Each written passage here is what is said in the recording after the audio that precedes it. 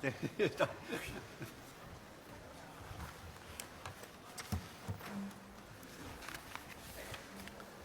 女士们、先生们，上午好！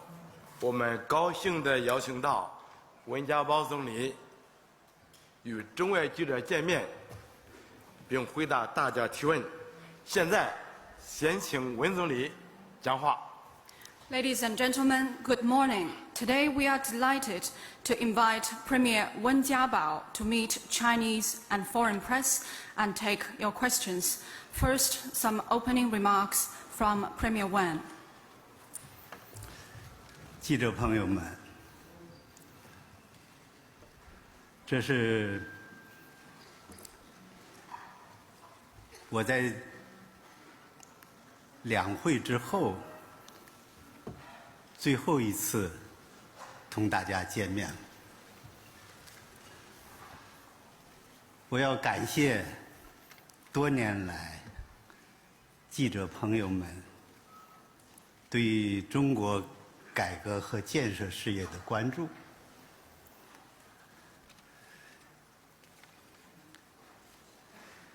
今年可能是最困难的一年，但也可能是最有希望的一年。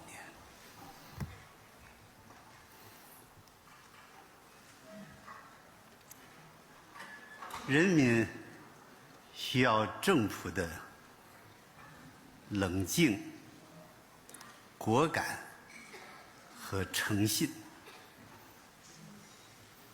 政府需要人民的信任、支持和帮助。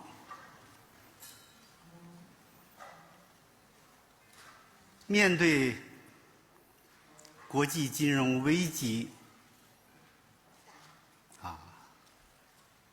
和欧债危机的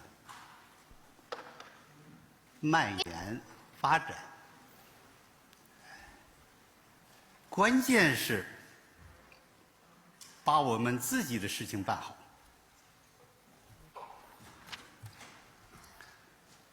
我将在最后一点守直而不废，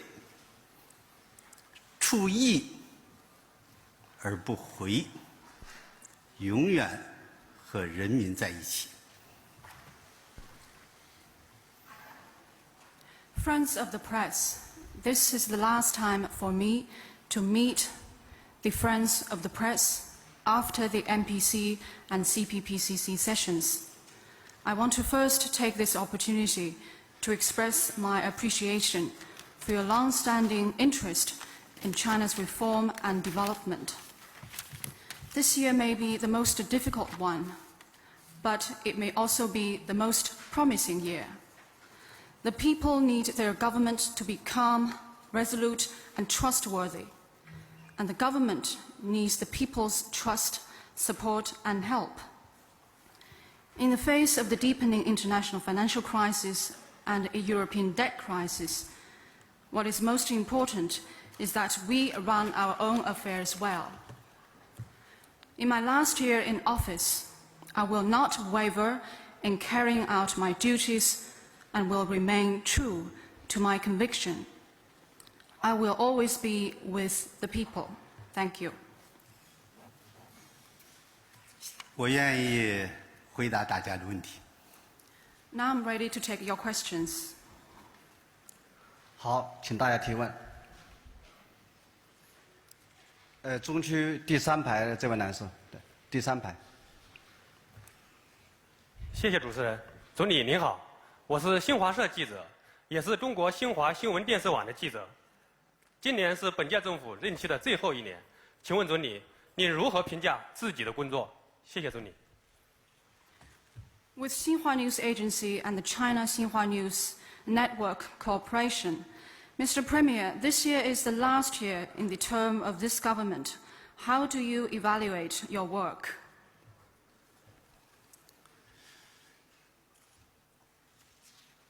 我担任总理已经9年了。这些年过得不易，也不平凡，但我总觉得还有许多工作没有做完，许多事情没有办好，有不少遗憾。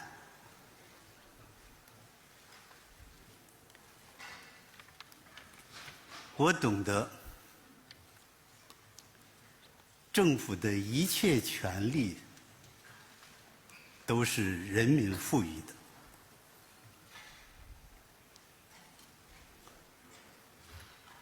我所做的工作都是应尽的责任。我为能做人民的公仆，而为人民办些实事而感到欣慰。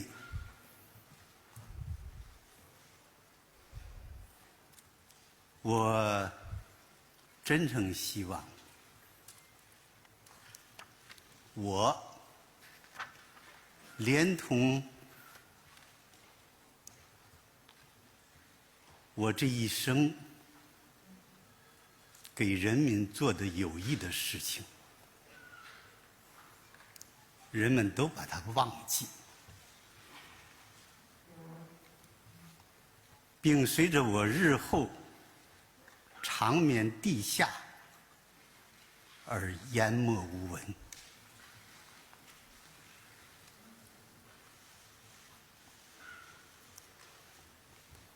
由于能力所限，再加上体制等各方面的原因，我的工作还有许多不足。虽然没有因为不负责任而造成任何一件事情上的失误，但是作为国家机关国家最高行政机关的负责人，对于我在任职期间中国经济和社会所发生的问题，我都负有责任。为此，我感到歉疚。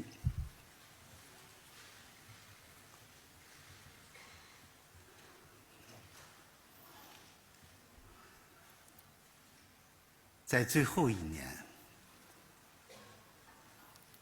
我将像一匹负轭的老马，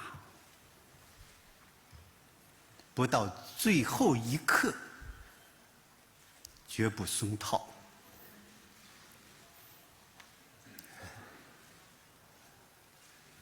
努力以新的成绩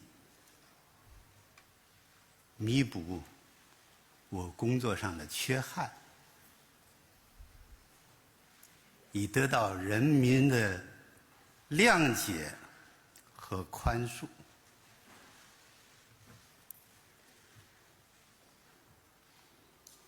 入则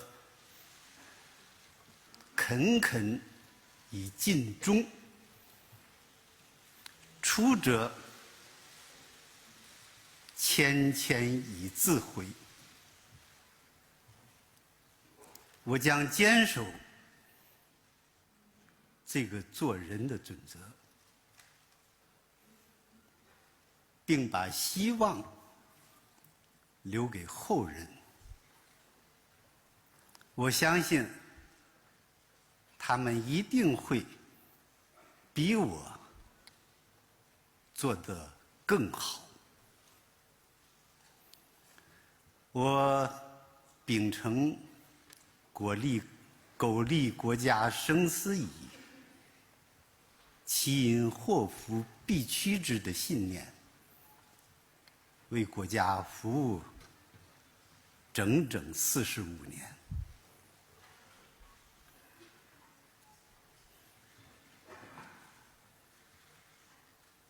我为国家人民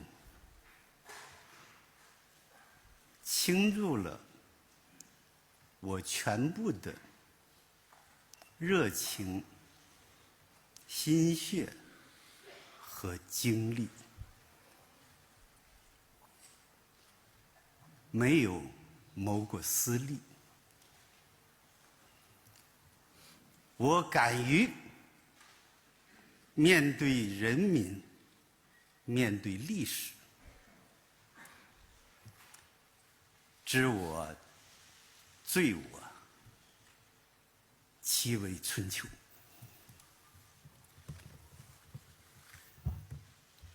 I have served as the Premier for 9 years. They have been 9 difficult but momentous years.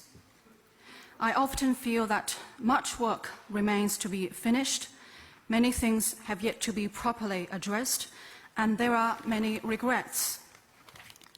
I know full well that all power of the government comes from the people, and every piece of the work that I have done for the people during my term of office is only a fulfillment of my due responsibilities.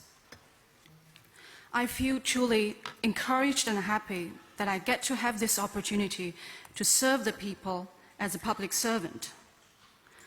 I sincerely hope that the people will forget me and all the concrete things that I've done for them, and they will fall into oblivion as one day I shall go to my eternal rest. Due to incompetent abilities and institutional and other factors, there is still much room for improvement in my work. Although I have never committed any intentional error in my work because of dereliction of duty, as head of the top executive body of the country, I should assume responsibility for the problems that have occurred in China's economy and society during my term of office, for which I feel truly sorry. In my last year in office, I will be as committed as ever as an old steed. I will continue to make my utmost efforts to serve the people, to make up for the shortfall in my work with new achievements, and to win people's understanding and forgiveness. When one is in office, he should discharge his duty conscientiously. When leaving office, he should conduct himself with humility and exercise self-reflection. I will adhere to this principle in conducting myself, and I place hope on the next generation. I have full confidence that they will do better than me. I have devoted 45 years of my life to the service of this country, remaining committed to the conviction that I shall dedicate myself to the interests of the country in life and death, irrespective of personal weal and woe. I have always made utmost efforts with strong passion and energy to serve the country and the people, and I have never pursued personal gains. I have the courage to face the people and to face history. There are people who will appreciate what I have done, but there are also people who will criticize me. Ultimately, history will have the final say.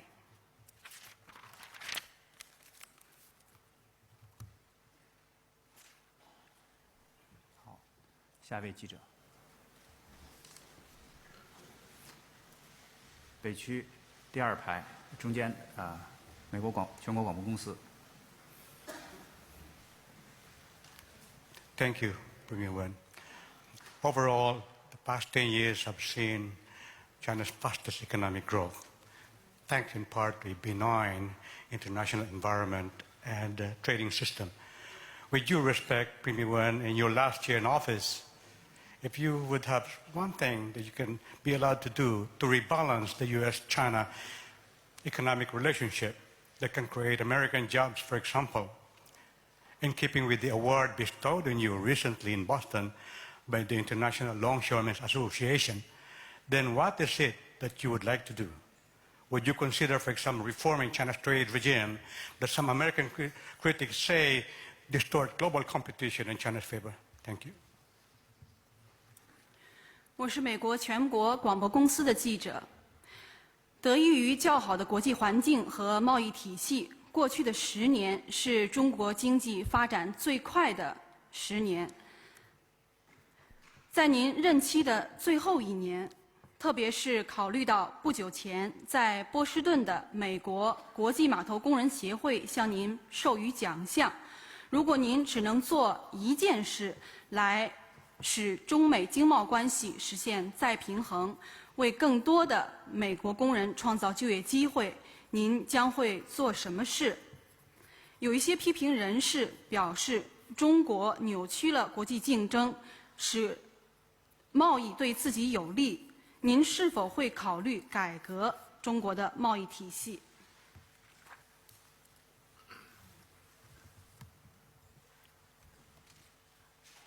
最近，美国码头工人协会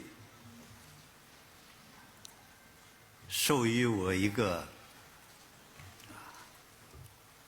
美国工人最佳之友奖。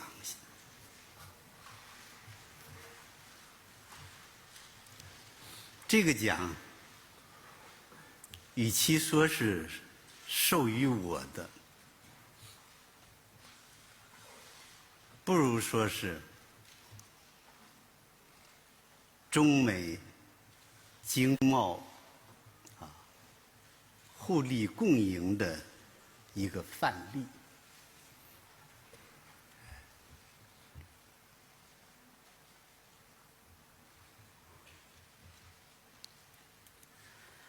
如果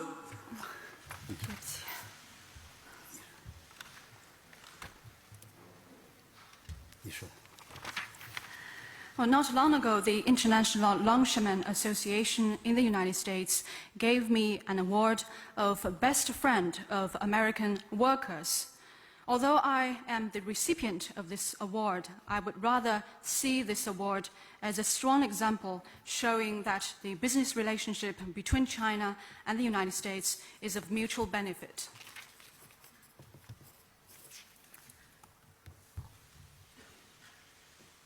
记者先生提到，如果我做一件事，能够缓解中美贸易的不平衡，那么我选择哪一件事情？其实这个问题，我已经深思熟虑很久了。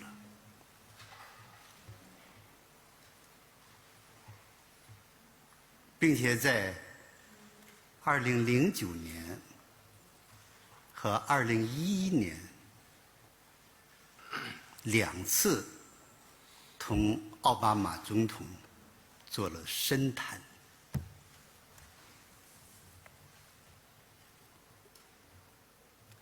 我以为解决中美贸易的不平衡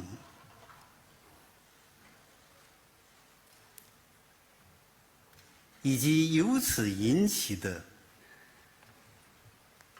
各种困难和摩擦，还是要通过合作的办法。因此，我比较完整地提出了关于促进中美经贸、金融与投资合作的一揽子计划的建议，它包括进一步发展中美之间的双向贸易，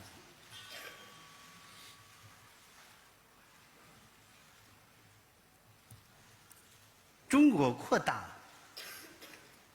美国产品的进口，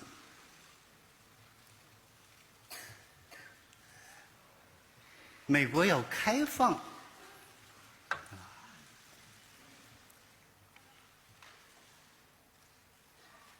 美国产品的出口，取消限制。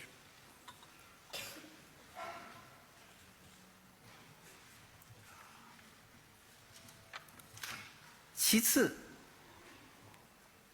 加强双向投资。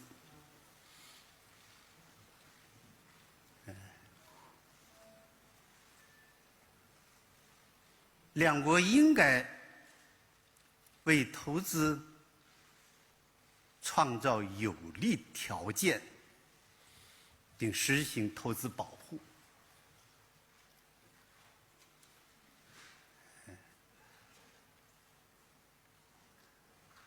第三，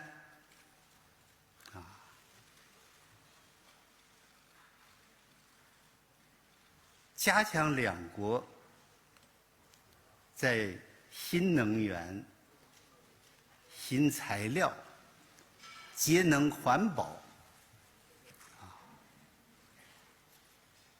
航天航空等高科技领域的合作，开辟新的合作领域。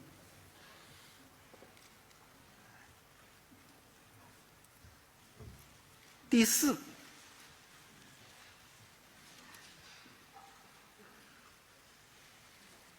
就是加强基础设施的建设的合作，并使这种合作与金融合作相联系。就是说，中国将投资美国的基础设施建设，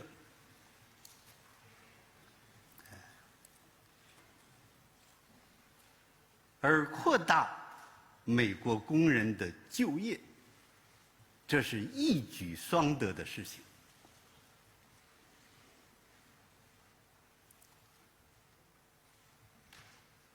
奥巴马总统非常重视我的建议，双方已经就此进行研究。我相信合作比对抗好。只要循着这条正确的路子走下去，中美经贸关系会走上一条健康、持久发展的道路。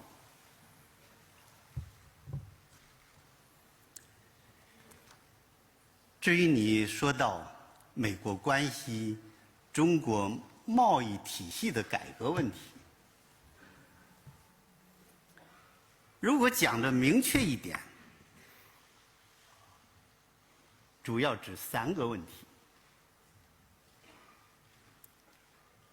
第一，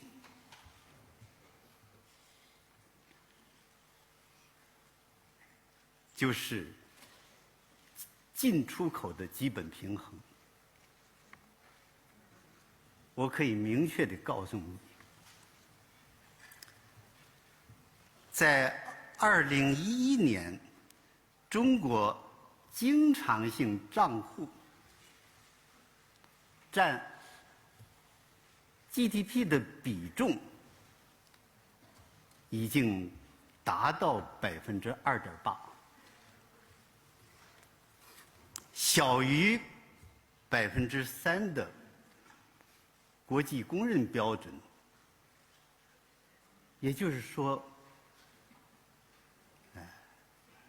在国际收支和货物贸易上，中国已经实现了基本平衡。第二，汇率，这是美国关注的。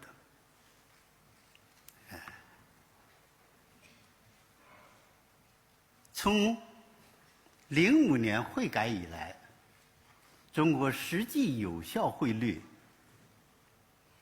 已经提高30%。请记者先生注意一种现象：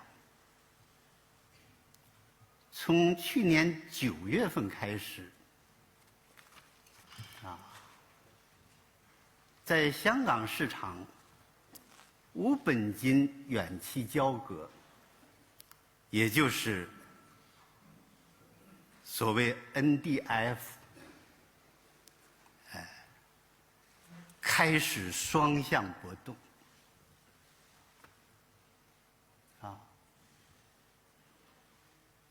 这就告诉我们，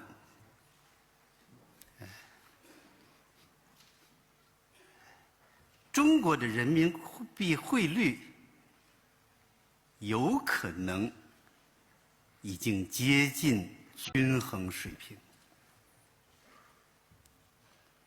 我们将继续加大汇改的力度，特别是较大幅度的实行双向的波动。第三，我们将坚持多哈会合的原则，主张自由贸易，反对保护主义。谢谢。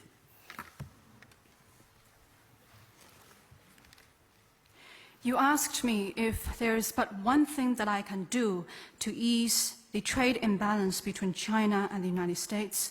What steps will I take? Well, as a matter of fact, I have been thinking about this matter for a long time. In 2009 and 2011, I had thorough exchange of views with President Barack Obama of the United States about this topic. I believe if we are to ease the trade imbalance between the two countries and resolve the difficulties and frictions in the business ties between China and the United States, we still need to rely on cooperation. For that purpose, I have set out to the US side a package proposal that suggests the two countries embrace stronger business, financial, and investment cooperation. The main content of my proposal is as follows. First, we need to further enhance two-way trade between China and the United States. The Chinese side is prepared to buy more from the United States, and the United States needs to ease its restrictions on related exports of goods to China. Second, the two countries should work together to increase mutual investment. Both sides need to create favorable conditions for mutual investment and reach early agreement on investment protection. Third, we need to enhance cooperation in high-tech fields, covering new materials, new energy sources, energy conservation, environmental protection, and aviation, so that we can open up new dimensions for China-US cooperation. Fourth, we need to enhance our cooperation in infrastructural development. At the same time, we should bring it in line with our financial cooperation. That means China will make investment in the infrastructural construction in the United States, and that will help contribute to the generation of local jobs, and I believe that measure is of mutual benefit. President Obama has taken my proposal very seriously, and competent authorities of the two sides are studying this matter. I believe that cooperation between China and the US is always better than confrontation. As long as we continue to move in this right direction, the business ties between China and the United States will enjoy sustained and sound growth. With respect to your question concerning a possible reform of China's trading system, I would like to make 3 points. First, on the balance between imports and exports of China. I would like to tell you that in 2011, the current account surplus of China accounted for 2.8% of its GDP. That is below the 3% level that is internationally recognized as appropriate.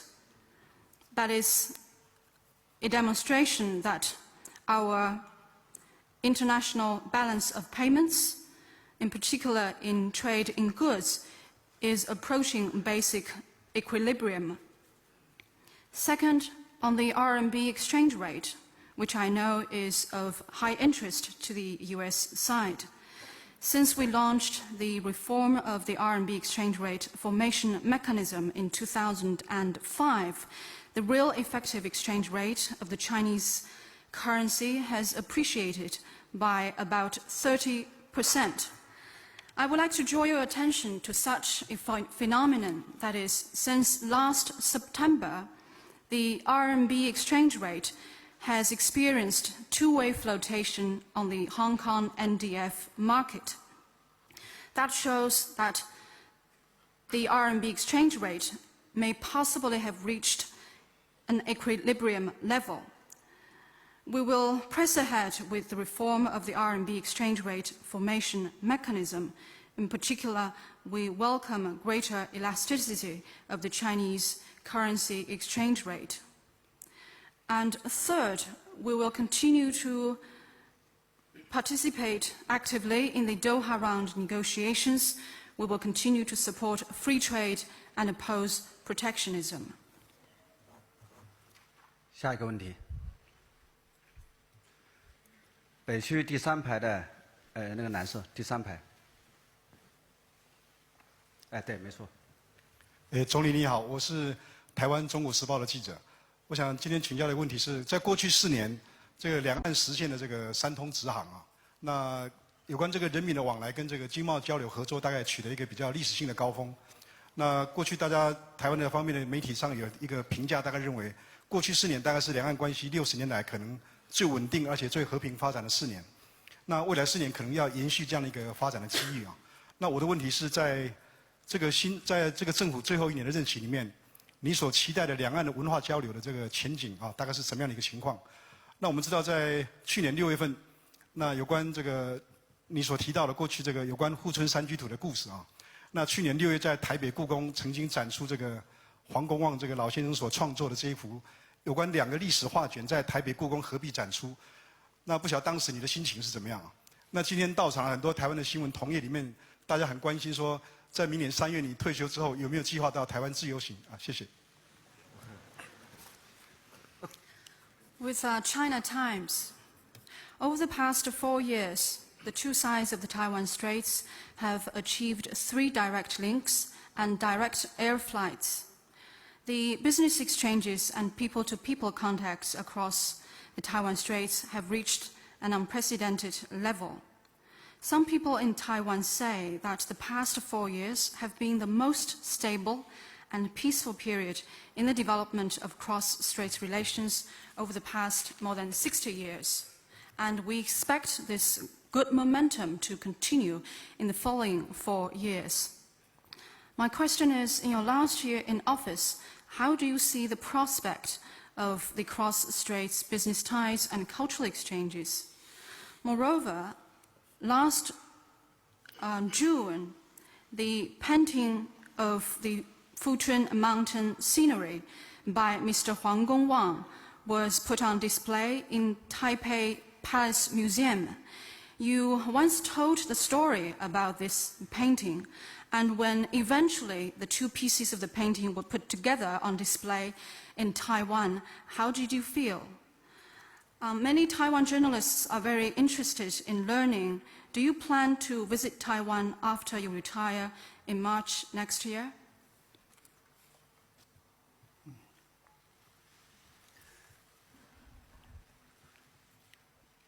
我已经连续10年在这个场合谈台湾问题了，每一次心情都很不平静。我很高兴地看到，去年两岸同胞交往更频繁，感情更融洽，关系更紧密。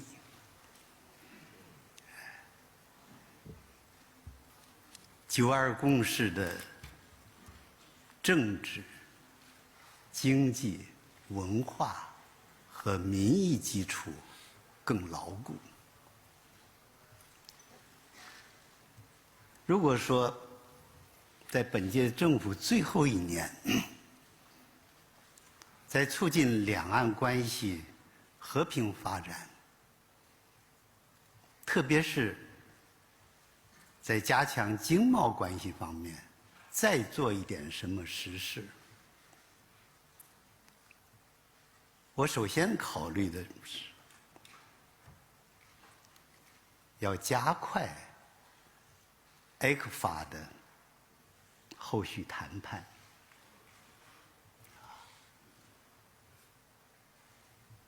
在加强两岸经贸交往当中，特别要照顾台湾中小企业、特色产业和基层群众的利益，尤其是中南部群众的利益。两岸的金融合作会有进一步的发展，包括推进银行的结算体系的合作，鼓励双边银行相互参股，为支持经贸合作发挥金融的作用。对于台资在大陆的企业，我们要给予特别的关心，创造条件，帮助他们转型升级，扩大内销市场。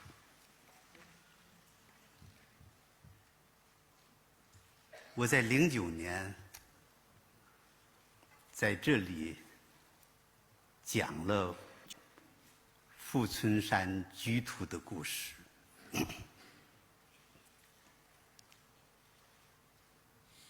精诚所至啊，金石为开。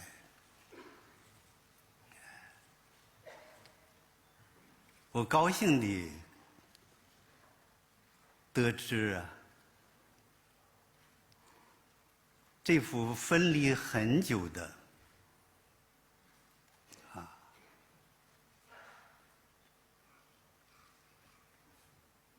富春山居图终于在台北合璧展出，这反映出中华文化具有强大的向心力和震撼力。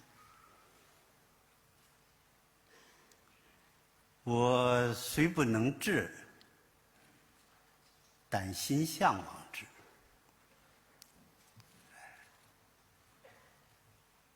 我常想，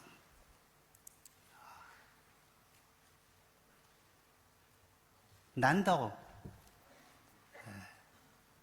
几千年的文化的恩泽，就不能消弭几十年的政治的恩怨。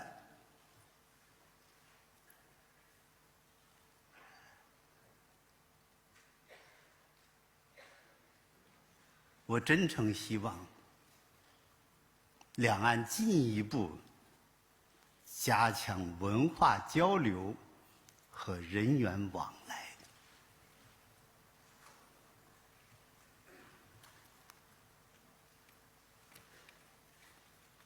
至于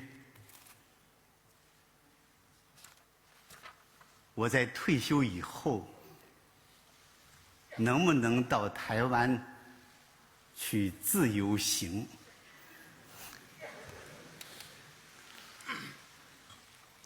坦诚地讲，我愿意去。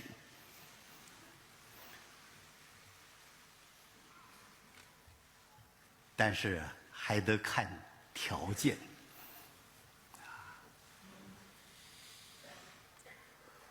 不过，请你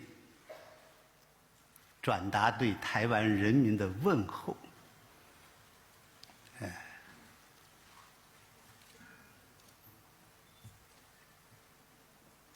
我想起了台湾割让以后，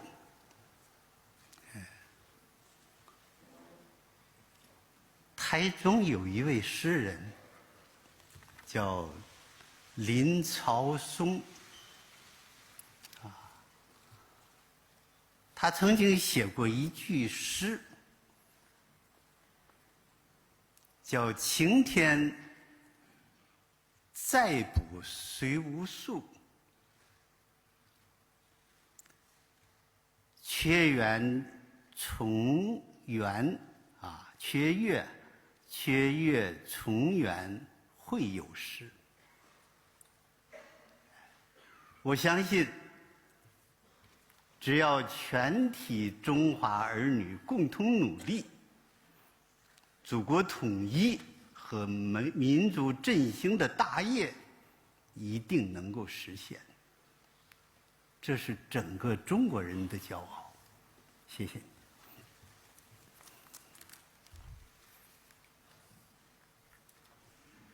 This is the 10th consecutive time for me to address the Taiwan question on this occasion, and each time I do so, strong emotions would well up inside me. I'm happy to see that last year, the two sides of the Taiwan Straits enhanced their exchanges, and compatriots on the two sides of the Taiwan Straits have become closer to each other.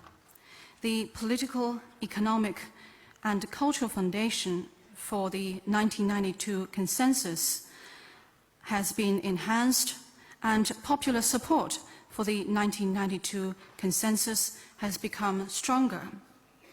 You asked me, in the last year of the term of office, what further steps will this government take to promote peaceful development of cross-strait relations, and in particular to enhance the business ties between the two sides?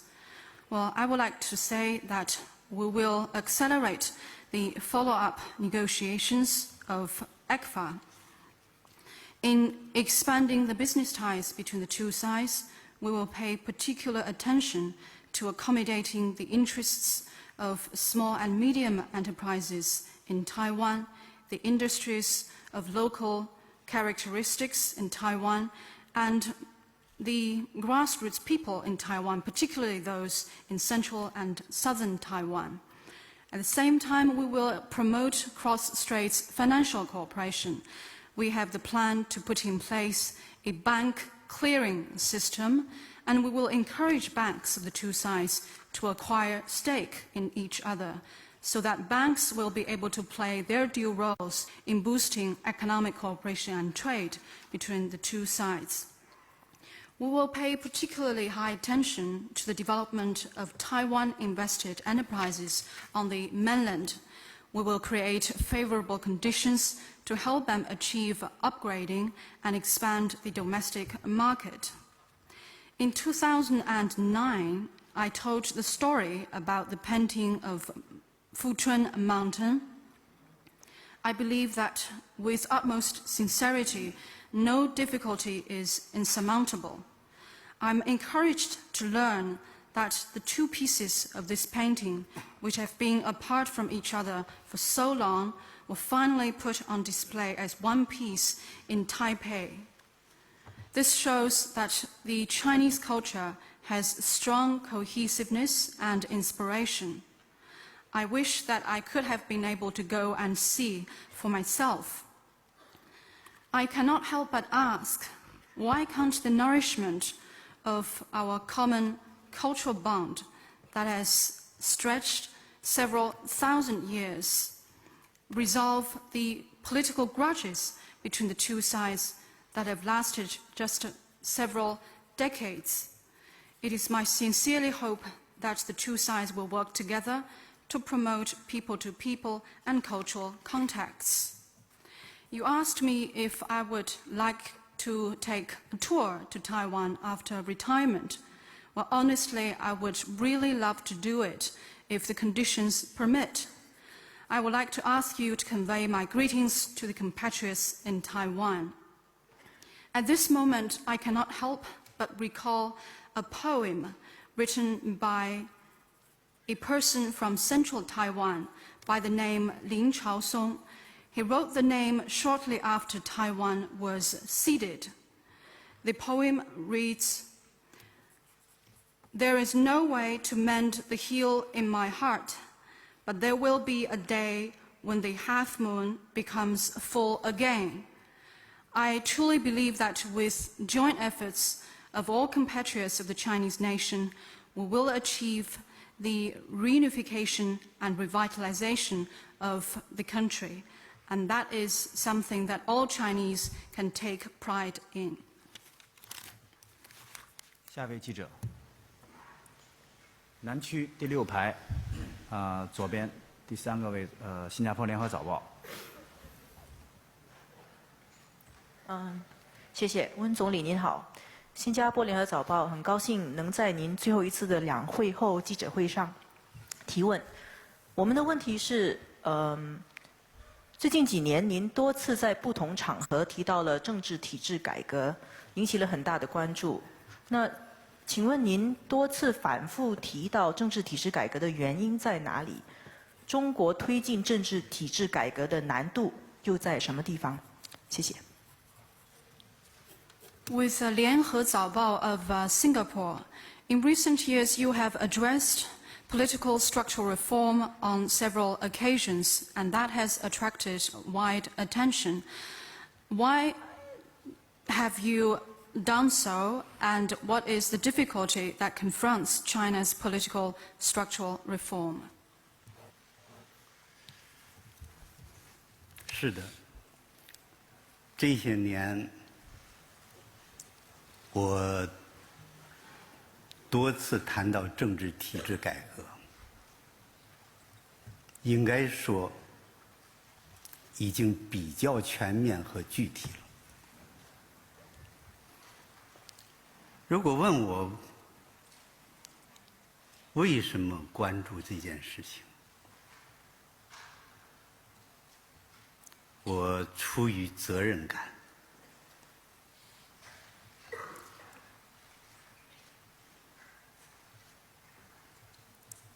粉碎四人帮以后，我们党虽然做出了若干历史问题的决议，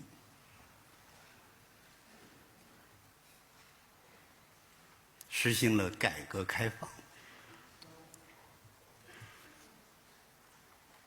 但是文革的错误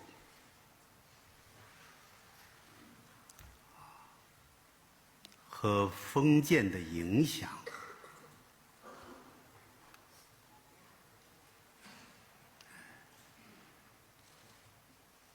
并没有完全清楚。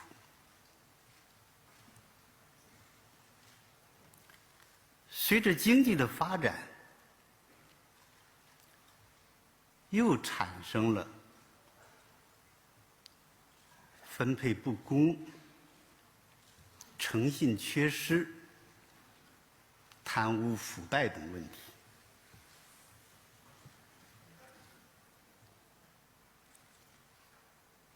我深知解决这些问题，不仅要进行经济体制改革，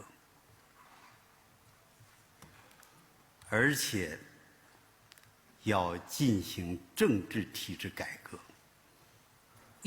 特别是党和国家领导制度的改革。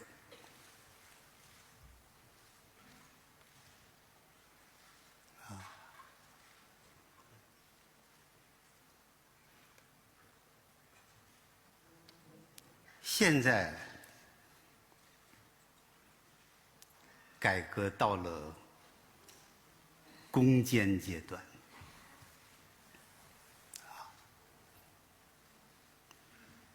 没有政治体制改革的成功，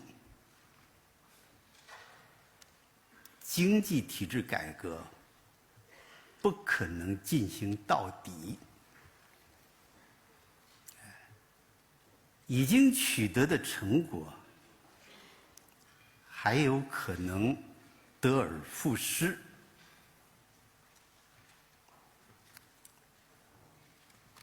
社会上新产生的问题，也不能从根本上得到解决。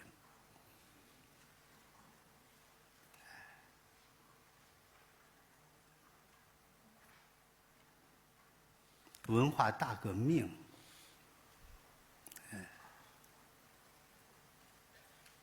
这样历史的悲剧，还有可能重新发生。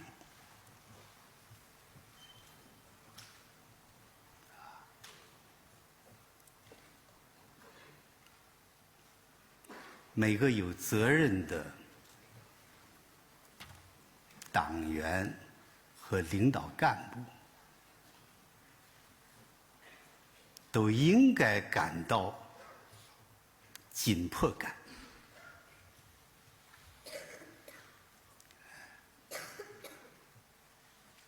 当然，我深知改革的难度，主要是任何一项改革必须有人民的觉醒、人民的支持、人民的积极性和创造精神。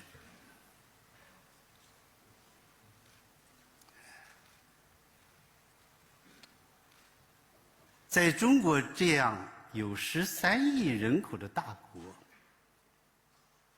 又必须从国情出发，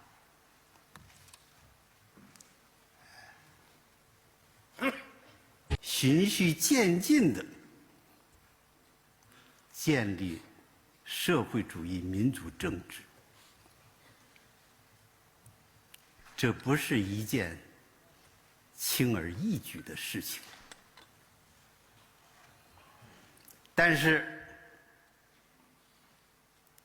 改革只能前进，不能停滞，更不能倒退。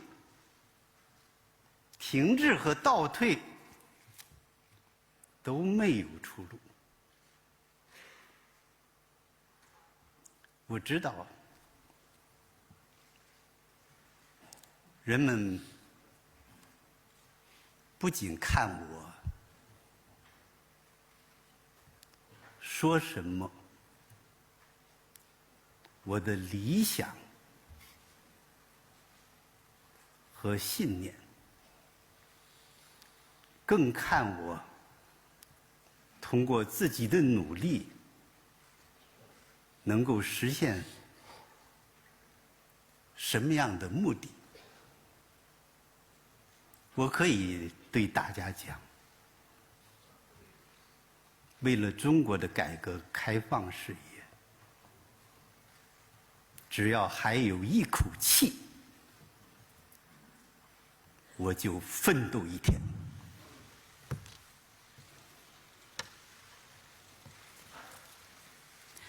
I have addressed the topic of political structural reform in China on many occasions in recent years.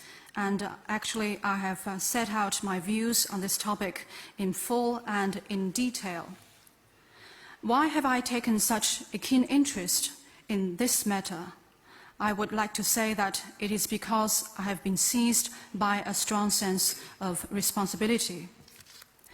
After the crackdown on the Gannet 4, our party adopted the resolution on the several historical matters and took the important decision of conducting reform and opening up in China. However, the mistake of the Cultural Revolution and impact of feudalism have yet to be fully eliminated. And as our economy continues to develop, such new problems as income disparities, lack of credibility, and corruption have occurred. I am fully aware that to resolve these problems, we must press ahead with both economic structural reform and political structural reform, in particular reform in the leadership system of our party and country. Now, reform in China has come to a critical stage. Without a successful political structural reform, it is impossible for us to fully institute economic structural reform, and the gains we have made in this area may be lost. New problems that have cropped up in China's society will not be fundamentally resolved, and such historical tragedy as the Cultural Revolution may happen again. I believe any member of the party and government official with a sense of responsibility should fully recognize that this is an urgent task for our country. I know very well that the reform will not be an easy one. The reform will not be able to succeed without the consciousness, the support, the enthusiasm and creativity of our people. To conduct such reform in our big country with 1.3 billion population, we must always bear in mind China's national circumstances and develop our socialist democracy in a step-by-step manner. The reform can only go forward. The reform must not stand still, still less go backward, because that offers no way out. I know that the people not only take an interest in what I have to say and what my ideals are, but also, and more importantly, in what results my efforts can bring. I would like to tell you that even with a single breath, I'm still prepared to dedicate myself fully to advancing China's reform and opening up cause. 下一个问题，南区第7排那位男士。谢谢主持人。总理您好，人民日报社记者提问。最近一轮房地产调控、市场调控，大家都非常关注。中央的决心很大，力度也很大。一些城市的房价已经开始回落。请问总理，住房价格回落到什么程度才算是达到了调控目标？另外，面对经济增速放缓和地方财政压力，楼市调控会不会半途而废？谢谢。With People's Daily, people have paid much attention to the recent round of housing market regulation. We have seen a strong resolve and tough measures taken by the central authorities. Home prices in some Chinese cities have started to level off.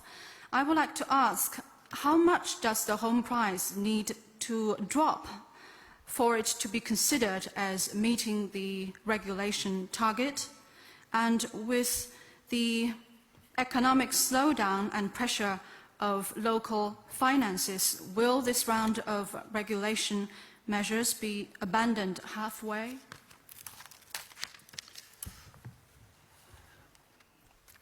我最近出于一种责任感，把从03年开始的房地产调控认真地回顾了一下。其实我们在03年已经提出了6条调控措施，05年又制定了国8条，06年又制定了国6条。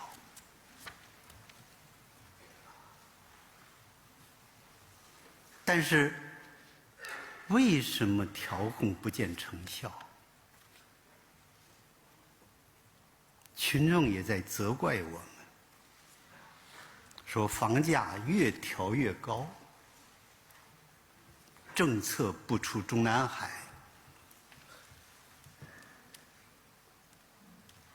我听到了，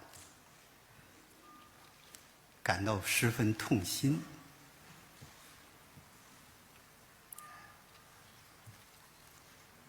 我觉得，房地产市场关系到财政、金融、土地、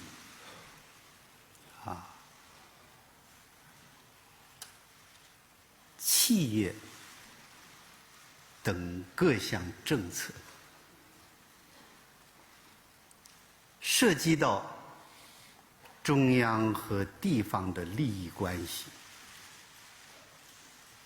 特别是地方从土地收让中获取大量的收入，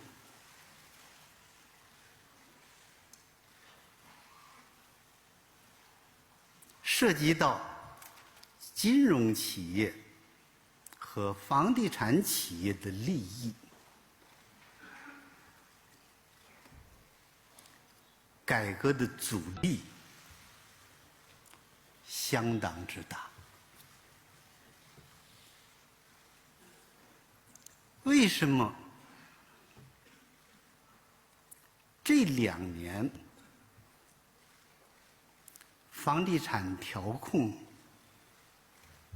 在艰难中看到一点曙光？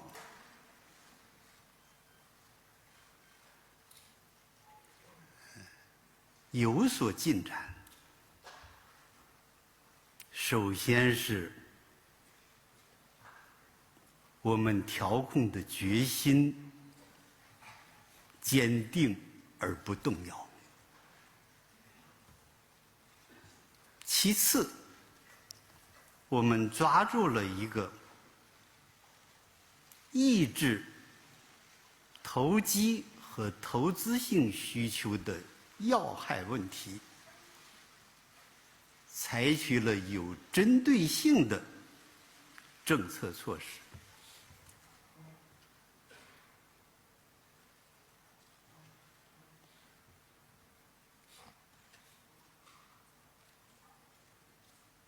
对于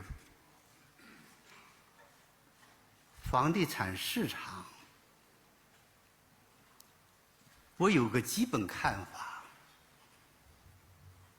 那就是中国有13亿多人口，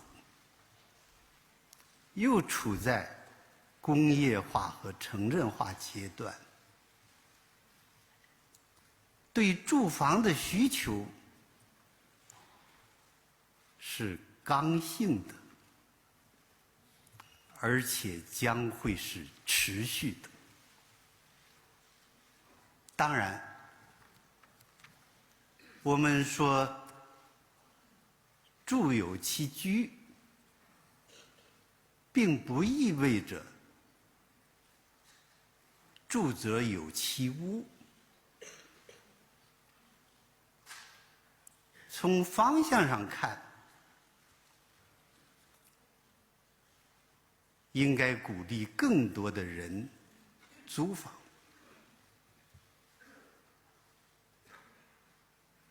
关于房地产市场发展，我有几个观点。第一，要保持房地产长期平稳和健康发展。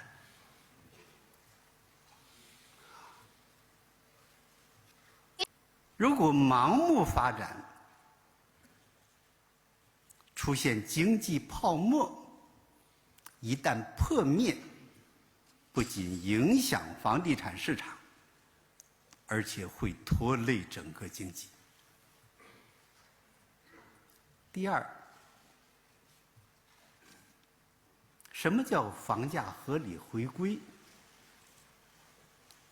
我以为合理的房价应该是使房价与居民的收入相适应。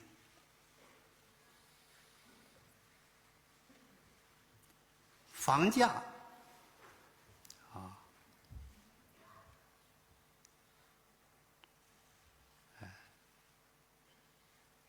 与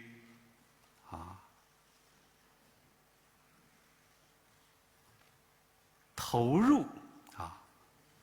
入和合理的利润相匹配。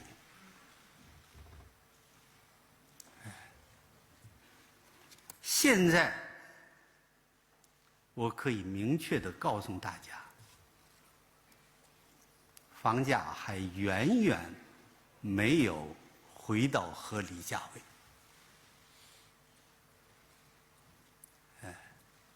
因此，调控不能放松。如果放松，将前功尽弃，而且会造成房地产市场的混乱。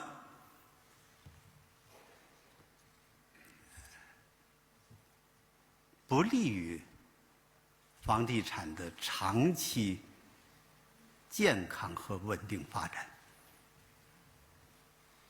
第三，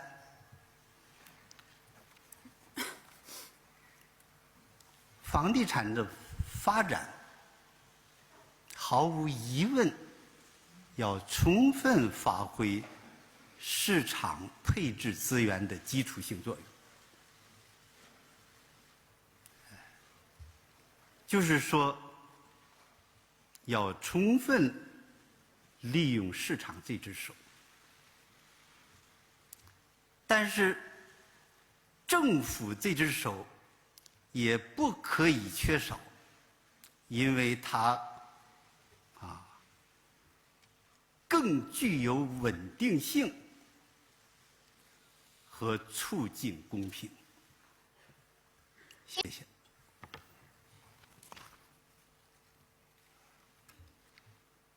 We have started to take regulatory measures for China's housing market from 2003, and recently I have fully reviewed all these measures we have taken since then. As a matter of fact, in 2003, we already released 6 measures to regulate the housing market. In 2005, the State Council issued 8 measures, and in 2006, another 6 measures were adopted. But why haven't these measures made a difference? People complained that the more regulation measures, the higher the home prices. They complained that the housing regulation policy cannot even make its way out of Zhongnanhai. I feel deeply distressed by such complaints on the part of the people. I have recognized that the housing market concerns the fiscal, financial, and land policies of the government, as well as the interests of companies. It involves the relationship between the central and local governments. In particular, it involves the large amount of revenues of local governments from the transfer of land use rights. It also concerns the interests of financial institutions and real estate developers. Our reform on this front has encountered massive resistance. But why, in the past couple of years, have we seen a glimmer of hope amidst all the difficulties in regulating the housing market? And why have our measures in the recent couple of years paid off? Well, it is because, first, we have a very firm resolve. Second, we have been able to put our finger on the crux of this problem, that is, to curb the speculative and investment-driven demand, and we have taken focused measures to address this problem. China is a big country with 1.3 billion people at a stage of rapid industrialization and urbanization. Therefore, the Chinese people's housing demand is inelastic, and this kind of demand is here to stay. We have set the target of providing adequate housing for all people, but this does not mean that each and everyone has to own his home. We will continue to encourage people to rent homes. With respect to the development of the housing market in China, I would like to make 3 observations. First, we must ensure the long-term, steady and sound growth of the housing market. If we develop the housing market blindly and a bubble emerges in the housing sector, when the bubble gets burst, not only the housing market will be adversely affected, it will weigh on the entire Chinese economy. Second, what do we mean by bringing home prices back to a reasonable level? What we mean is that a reasonable housing price should match people's income, the construction cost, and the profits should be reasonable too. At present, the home price in China is far from coming back to a reasonable level. Therefore, we must not slacken our efforts in regulating the housing sector. Otherwise, past gains will be lost and there will be chaos in China's housing sector. That is not in the interest of promoting the long-term, steady and sound growth of the housing market in our country. And third, in developing the housing market, we must fully bring out the fundamental role of the market in allocating resources. That is to say, we will make most of the hand of the market, but at the same time, the hand of the government is indispensable too, because that can promote stability and social fairness. 好，下一个问题。中区第5排，第8位那位男士。对。总理也好，我是来自香港无线电视。总理，您03年曾经访问过香港，那9年过去了，香港也发生了很多的变化，而我们也将迎来新的变化。对于现在进行的香港特首选举，请问总理你有什么看法？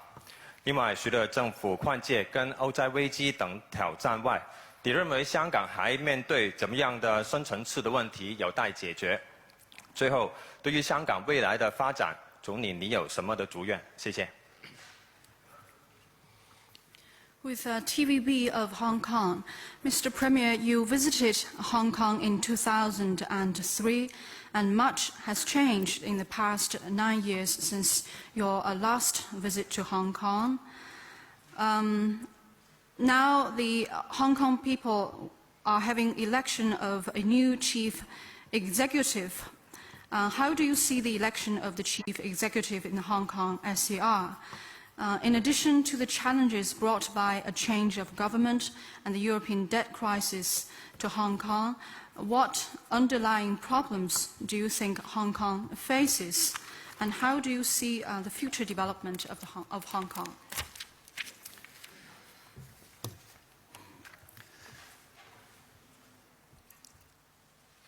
我是爱香港的。03年我曾经去过1次香港，我在那里用了黄宗宪先生的一句诗来形容：寸寸河山寸寸金。香港回归15年了，15年香港发展的变化，证明了一国两制、港人治港、高度自治具有强大的生命力。在这15年当中，香港走过的路也不平常，遇到了2次金融危机。但是在特区政府领导下，港人共同努力，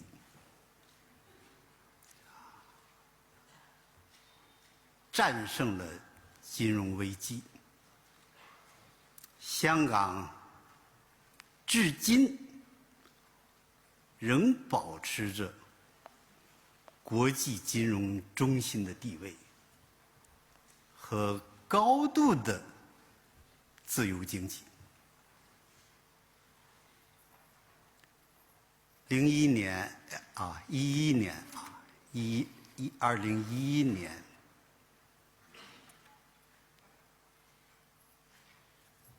香港的人均 GDP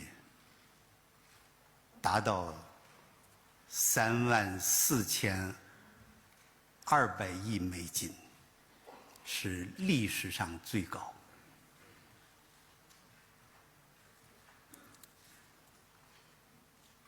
就业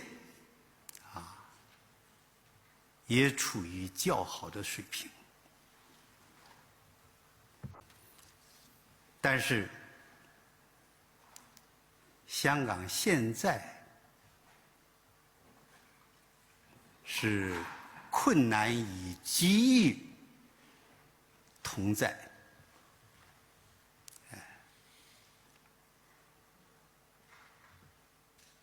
一方面，金融危机和欧债危机的影响和压力还存在。另一方面，香港还面临着经济下行和通胀的双重压力。在这种情况下，香港必须努力发展经济，改善民生，推进民主，保持社会和谐。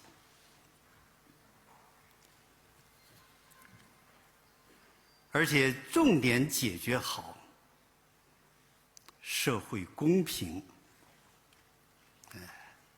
物价高涨、居民住房和教育、医疗等重大问题。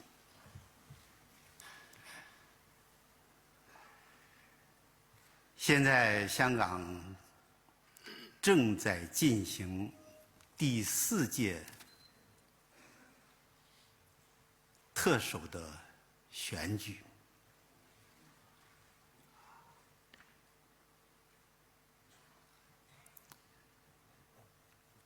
我相信，只要坚持公开、公正、公平的原则，并且严格依照法律程序办事，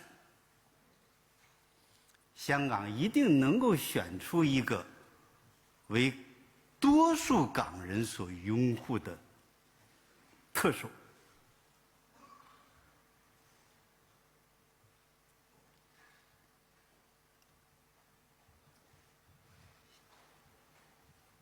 目前香港确实有困难，但是我想起邓小平先生的一句话：港人是能够治理好香港的，要有这个自信心。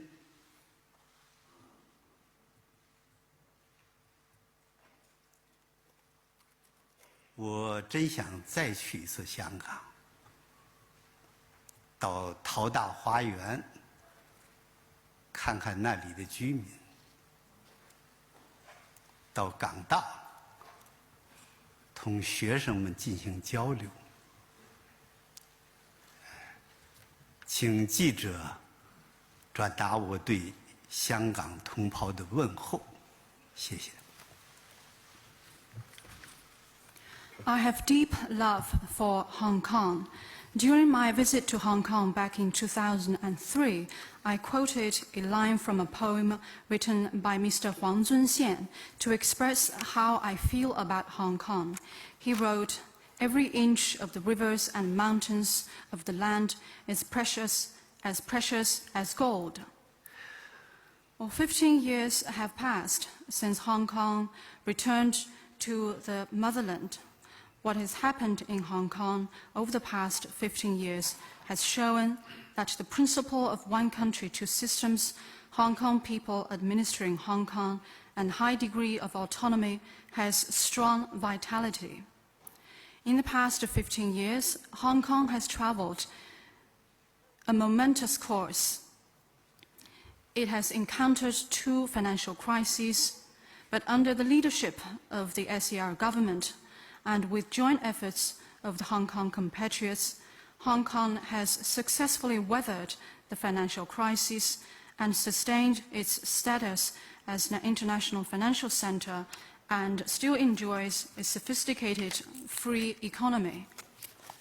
In 2011, the per capita GDP of Hong Kong reached a record high of $34,200 US, and the employment situation there is in a positive shape. Hong Kong now faces both difficulties and opportunities. The financial crisis in the world and the European debt crisis still have exerted an adverse impact on Hong Kong, and the pressure is still there.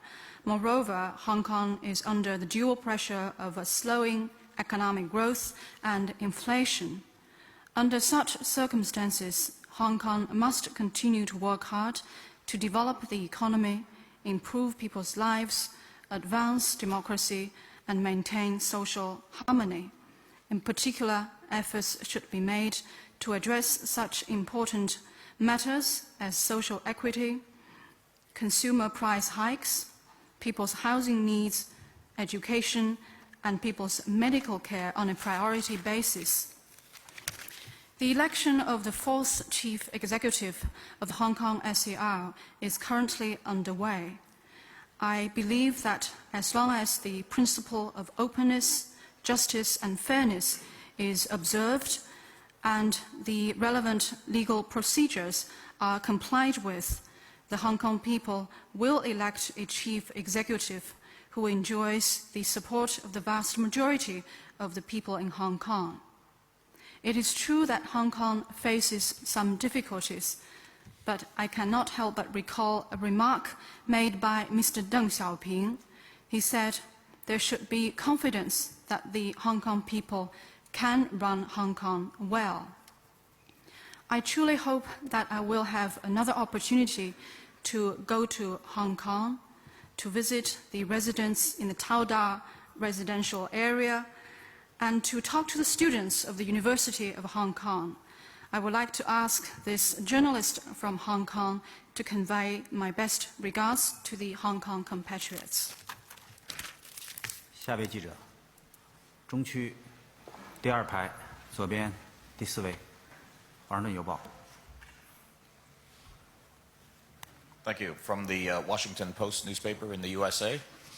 Thank you, Prime Minister, for coming here and answering our questions for one last time. 1 year ago here, you were asked by one of my colleagues about the possibility of elections in Hong Kong. And you said it had to come gradually, step by step. The Chinese had to first show they can run a village and then a township. This year, people all over the world are electing their leaders in direct elections. And that has had many people wondering and asking the question, exactly when will Chinese citizens enjoy these same rights to elect their leaders in a competitive direct election? Thank you. 我是华盛顿邮报的记者。1年以前呢，我的一个记者同事曾经向您问到一个关于在中国进行直选的问题。当时您表示呢，这个进程应该是循序渐进的。首先呢，中国老百姓应该证明他们有能力来管好一个村的事务，然后他们逐渐可以管好一个乡、一个县的这个事务。今年呢，在世界许多国家，老百姓都将会通过直接选举选出自己的领导人。那么人们不仅要问，什么时候在中国的老百姓才能够通过这种竞争性的、直接性的选举选出他们的领导人呢？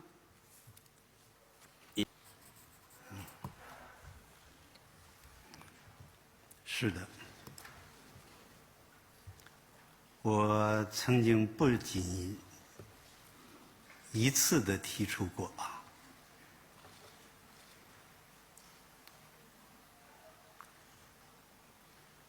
要坚定不移地实行村民自治，并且保护村民直选的合法权利。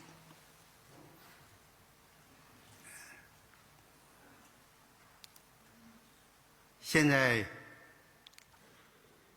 农村村委会许多实践证明，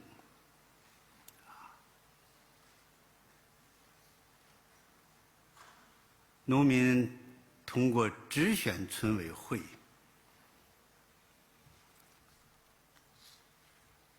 是成功的。他们不仅有高度的热情，而且按照村民自治法制定了严格的选举办法。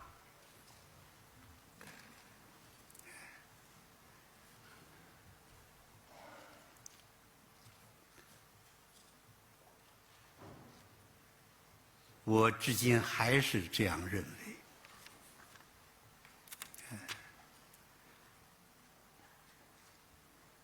群众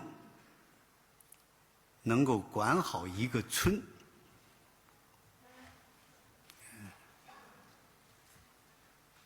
就能够管好一个乡的事情。能够管好一个乡，就能够管好一个县的事情。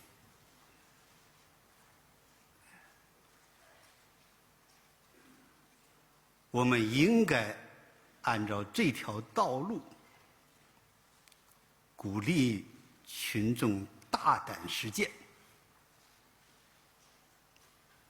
并且在实践中使他们受到锻炼。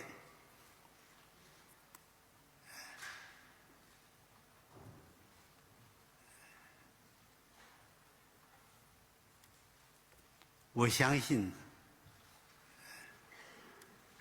中国的民主制度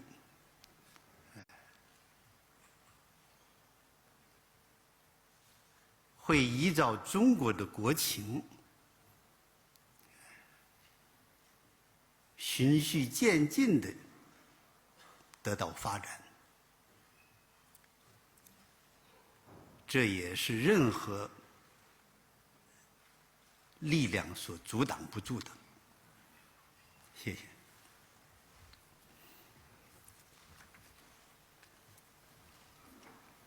I have said on several occasions that we must adhere to the practice of self-governance by villagers in China, and the villagers' lawful right to directly elect the village committees must be protected.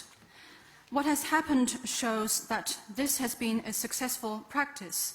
The Chinese villagers have shown strong enthusiasm in participating in this process, and strict methods of election have been formulated on the basis of the law of self-governance by villagers of China.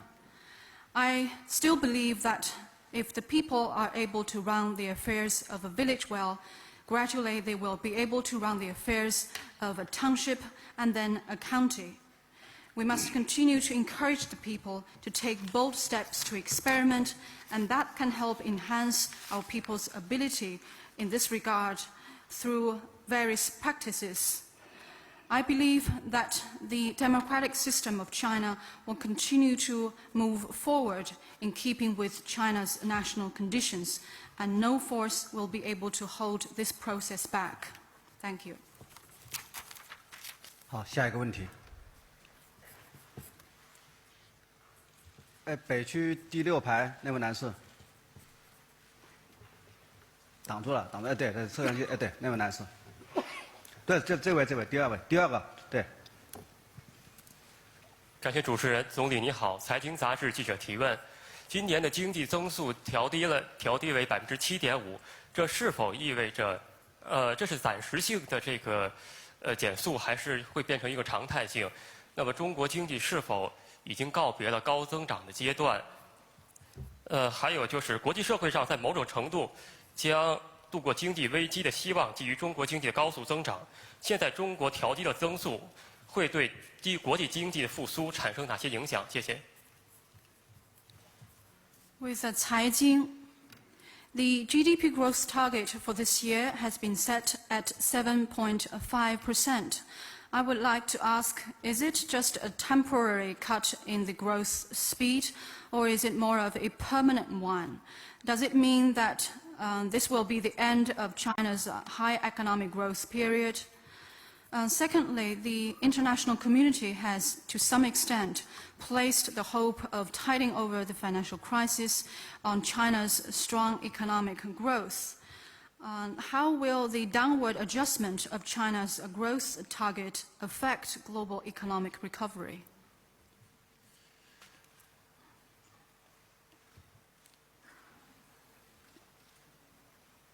政府工作报告做了以后，世界上各种媒体反响最大的就是关于中国经济增长的速度。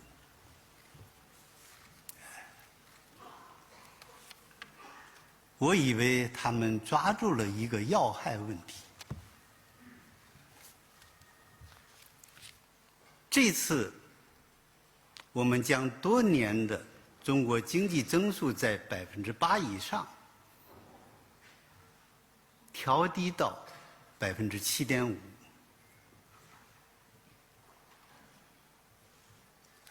其主要目的就是要真正使经济增长转移到依靠科技进步和提高劳动者素质上来。真正实现高质量的增长，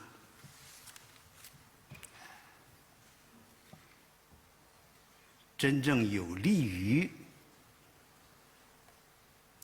经济结构调整和发展方式的转变，真正使中国经济的发展摆脱过度依赖资源消耗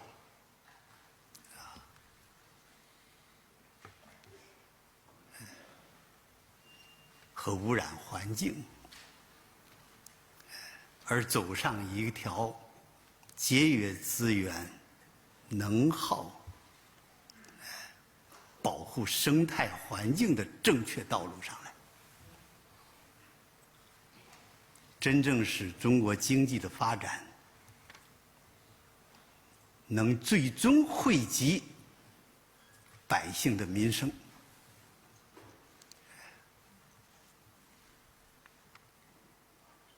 这个决心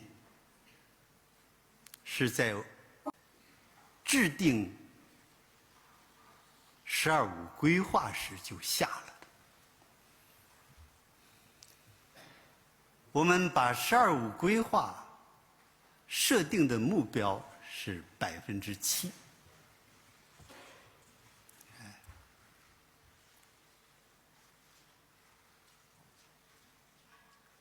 今年确定经济增长7.5%，是为了与“十二五”规划的要求相先进。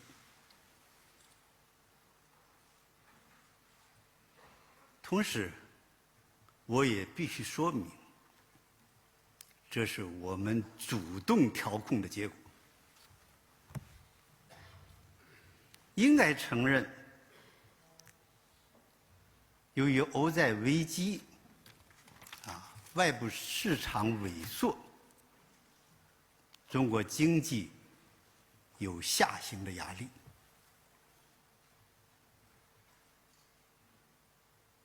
但是，在这种情况下，我们调低速度，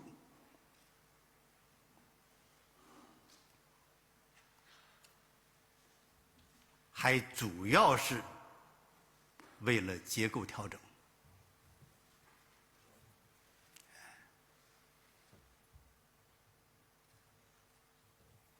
我想说明一点的是，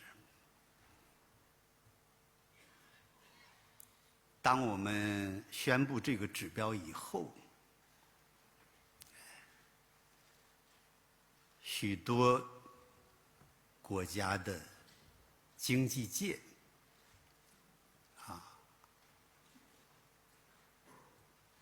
专家学者、新闻媒体都认为，从本质上看，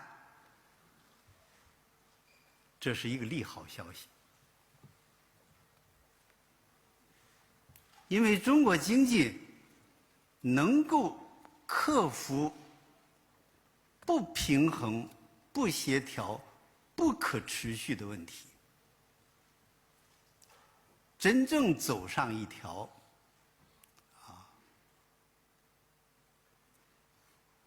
注重质量的发展道路，从根本上有利于世界经济的发展。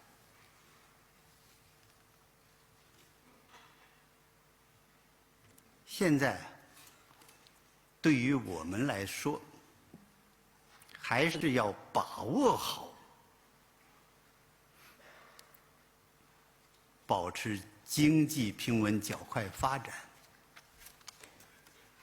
结构调整、管好通胀预期三者的关系。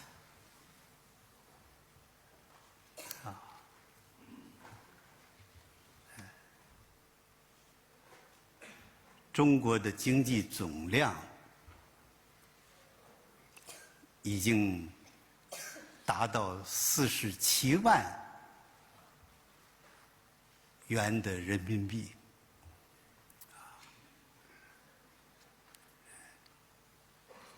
在这个基础上增长7.5%，并不算低。如果一直保持这个速度，在经济总量不断增长的情况下，更不算低。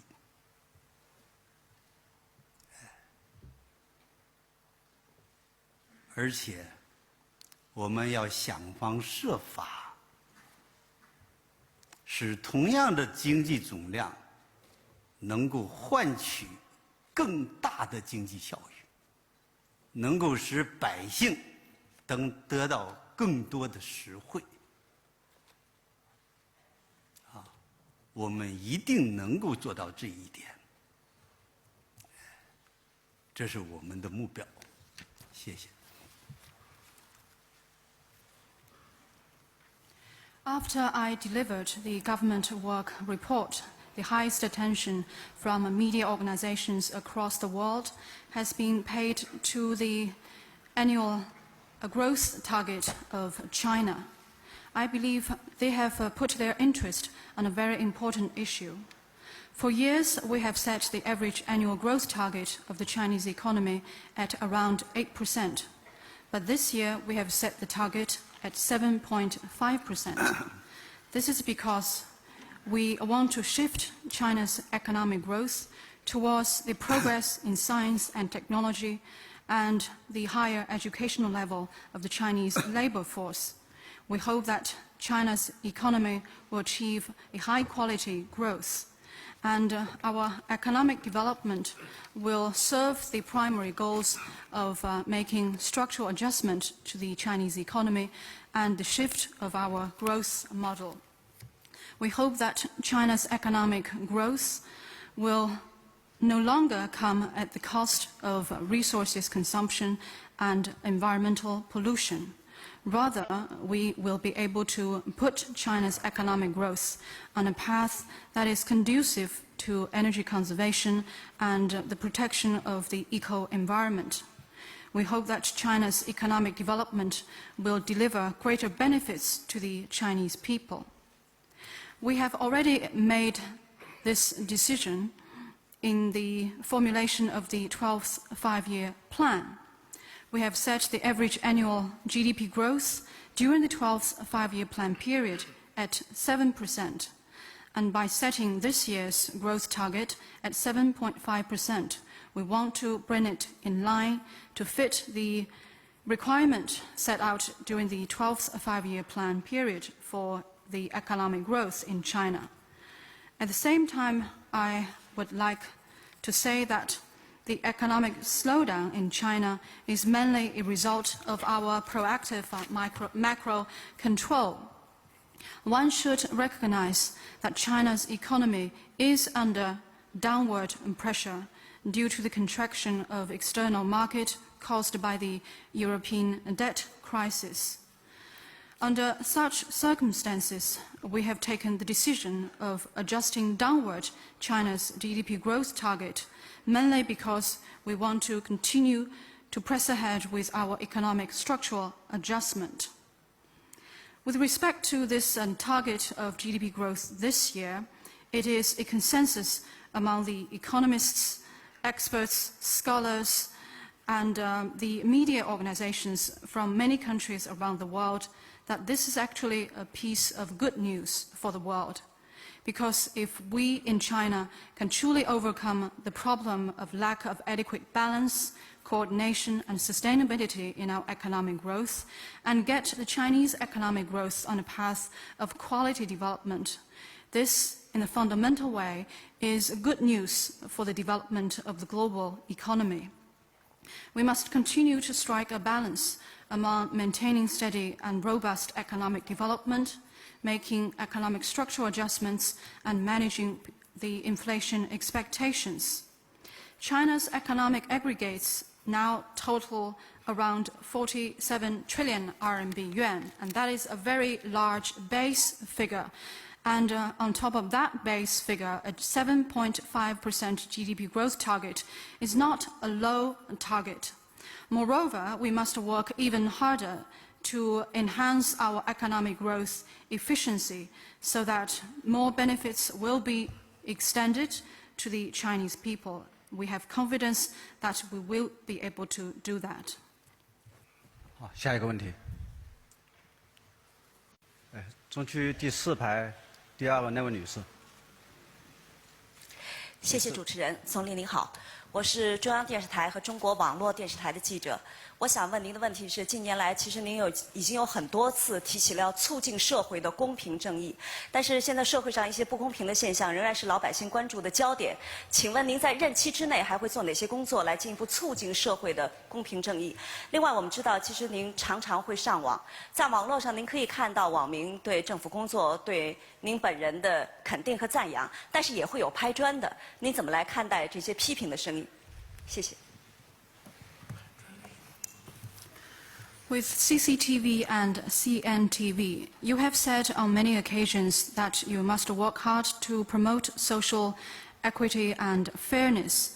But the Chinese people still feel that there are still many problems that involve lack of equity and justice in the Chinese society. I would like to ask you what steps will you take during the remainder of your term of office to promote social fairness and justice? Secondly, we know that you often log onto the internet, and there have been a lot of comments by the netizens of China on your work, of the government, and you yourself. And there are both positive ones and some critical comments. How do you see the criticism about you and your work on the internet?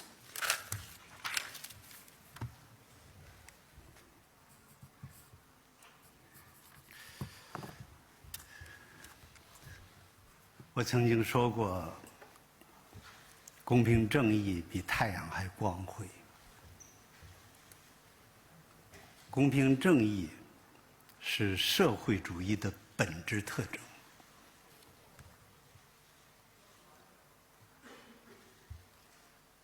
实事求是地讲，9年来，我们为实现社会的公平正义做了大量不可磨灭的工作。首先，在法律上，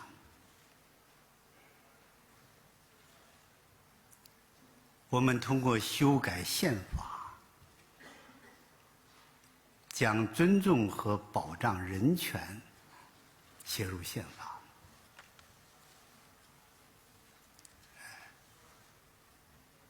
我们制定了物权法，使合法的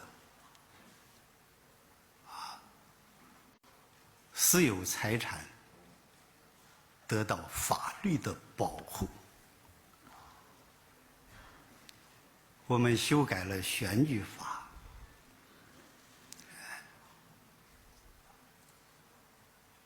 使城乡选民具有平等的权利。我们废除了收容遣散条例，使农民自由进城务工。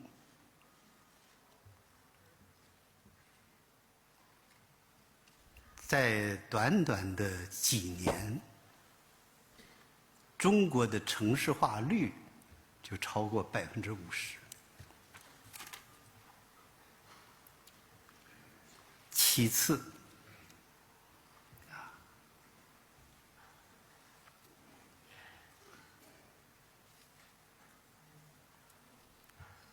在农村，我们坚决地取消了农业税。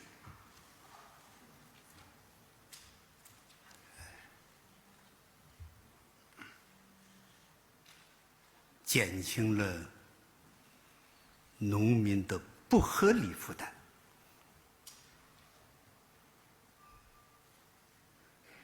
第三，在教育上，我们实行了9年免费义务制教育。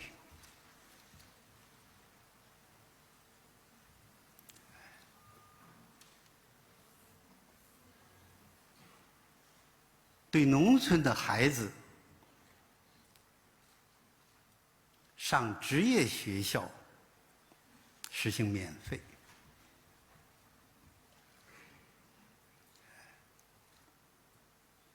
同时，对大学和农村高中阶段的教育实行奖助学金制度。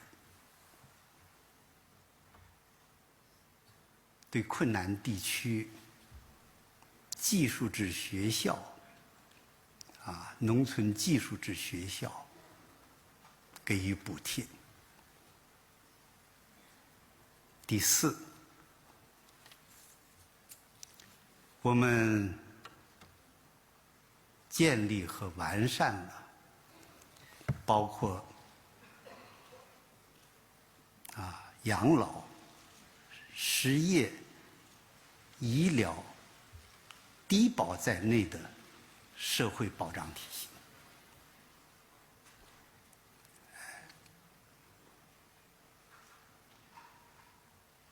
企业职工医疗保险、企业职工医疗保险，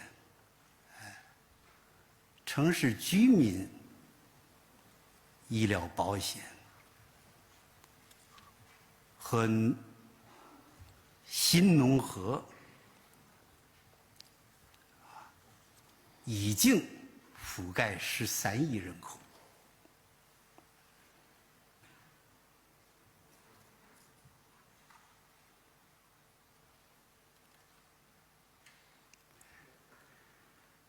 这些都是我们社会朝着公平正义迈出了具有制度性的一步。当然，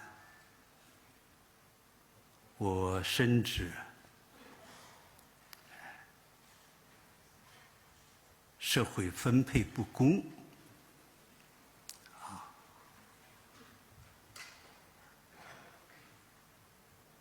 以及司法不公，还引起群众的不满。我们必须继续推进促进社会公平的各项工作。在我任职的最后1年，我们政府将做几件困难的事情。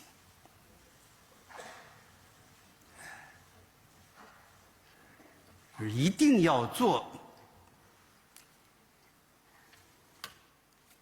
努力做好，而不留给后人。第一件事情就是要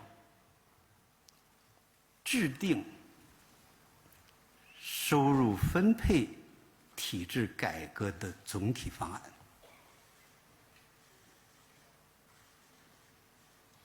第二件事情，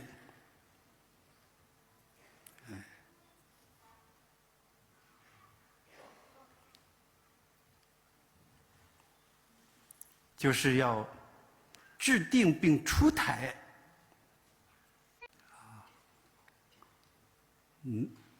农村集体土地征收补偿条例，使农民真正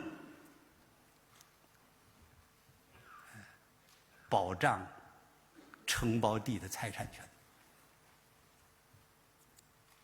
第三，实现城乡养老保险的全覆盖。第四，按照新的标准，全面推进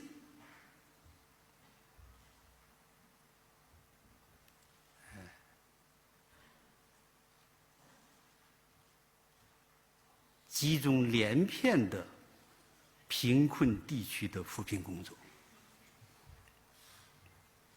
第五，我们已经将教育经费占 GDP 的4%列入预算。我们一定要通过努力实现这个目标，并使经费合理使用。谢谢你。然后我再答你第二问。I have said before that equity and justice shine more brightly than the sun. Equity and justice are the defining features of socialism.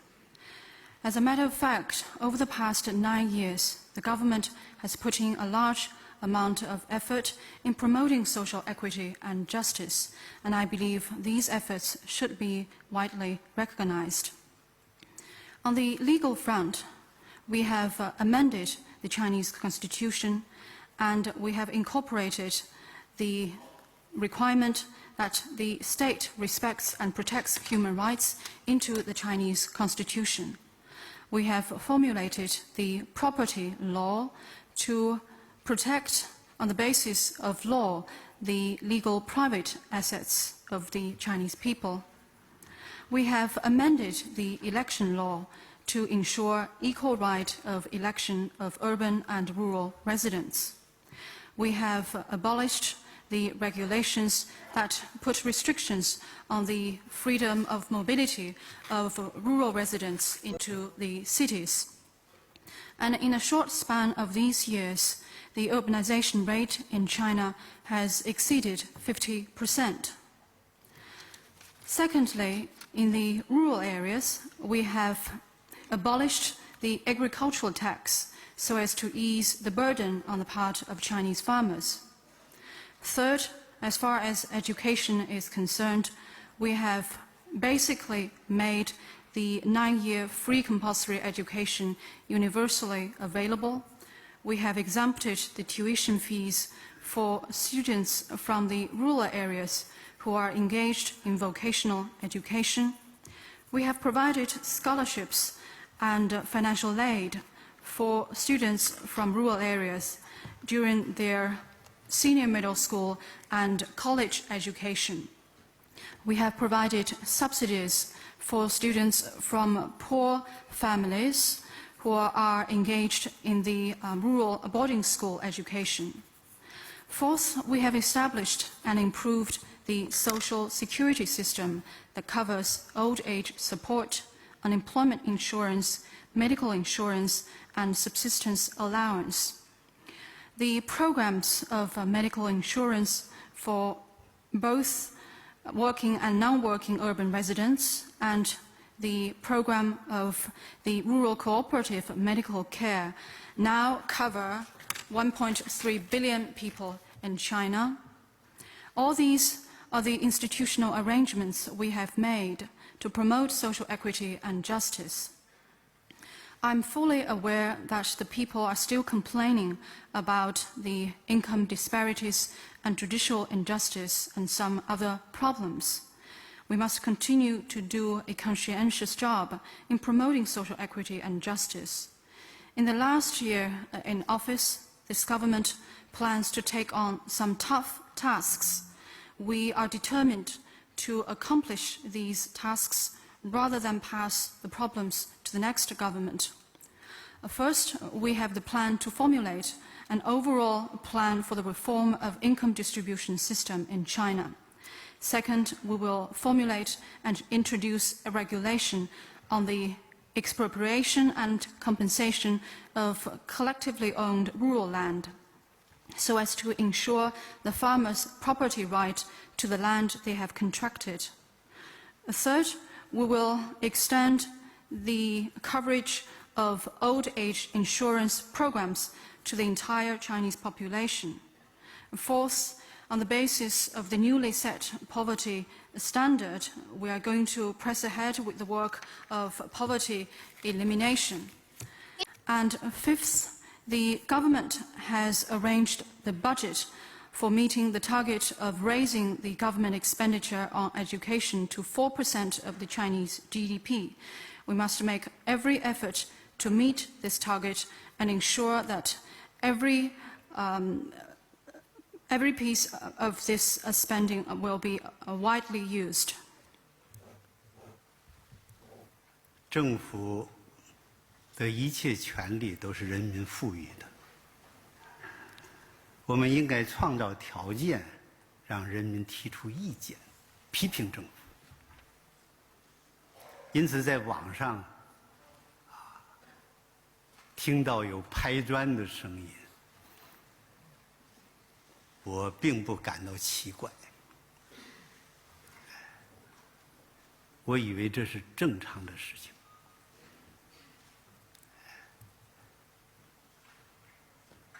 群众许多批评的意见，值得我们深思。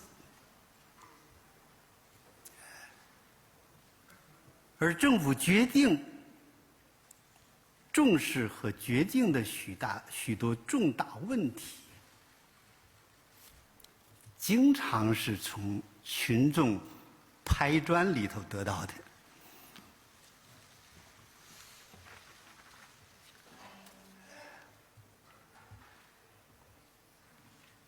我甚至考虑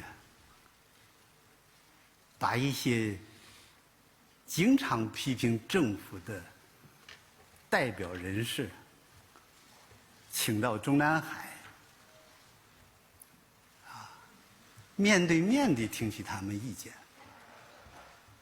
如果你们注意的话，在今年政府工作报告听取意见的安排中，我们已经尝试做了，但还很不够。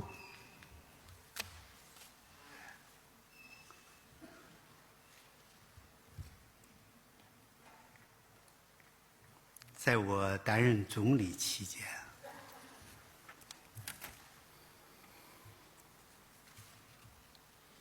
确实摇啄不断。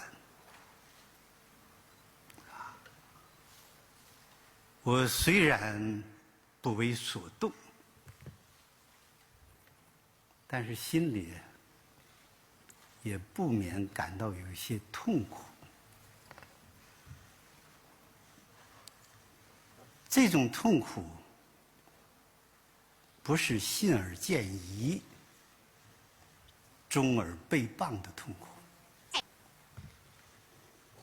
而是我独立的人格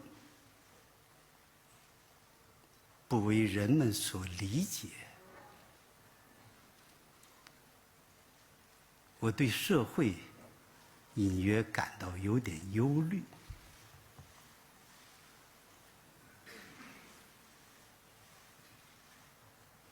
我将坚持人言不足恤的勇气，义无反顾地继续奋斗。谢谢。All the power of the government comes from the people. The government should create conditions for the people to criticize the government's work. I don't feel surprised at all that there have been some critical comments on the internet about the performance of the government, and I think it is only natural for that to happen. I believe that the government must seriously reflect on the critical views that the people have made. As a matter of fact, the government has often found food for thought from those critical comments and views made by the public while taking decisions on major issues. I have often thought about inviting some representatives of people who on a regular basis make critical comments about the work of the government to Zhongnanhai, so that we can have a face-to-face discussion about the issues that they are interested in. If you have followed the news coverage about my work of soliciting views from the public on the report of the work of the government, you may have found out that actually such a practice has been tried, but I don't think it is enough yet.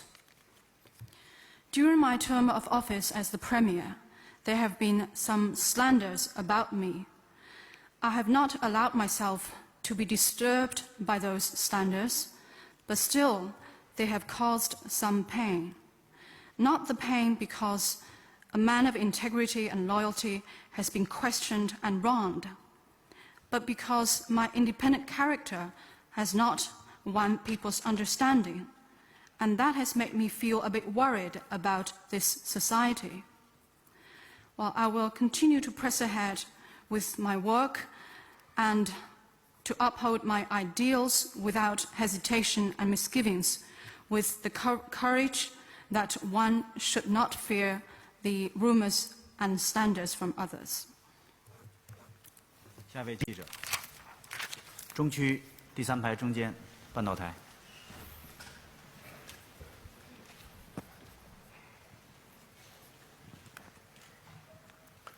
总理好，我是半岛电视台的。众所周知，中国与阿拉伯国家和中东地区的友好关系是由来已久的。中国也一直致力于与国际社会一道解决问题，而在中东问题，尤其是在叙利亚问题上，中国的立场与其他很多国家的存在很大的分歧。那么，中方解决叙利亚问题的立场以及出发点是什么？另外，中国如何看待阿拉伯人民追求民主的诉求？中方是否担心与阿拉伯人民的关系受到影响？谢谢。With Al Jazeera, the friendly relations between China and Arab countries and the entire Middle East region has had a long history. China has been committed to working with the rest of the international community to help find solutions to related problems. But on the issue of Middle East, in particular the issue of Syria, it seems that there is a wide gap between China's position and the position of many other countries in the world. I want to ask, what exactly is China's position on the issue of Syria, and what is China's consideration behind all its efforts surrounding the Syria issue? How does China see the Arab people's demand for democracy? Is China concerned that its relations with the people of Arab countries will be affected? 在叙利亚问题上，中国没有私利，不会偏袒任何一方，包括叙利亚政府。我们将根据是非曲直来做出自己正确的判断，并决定立场。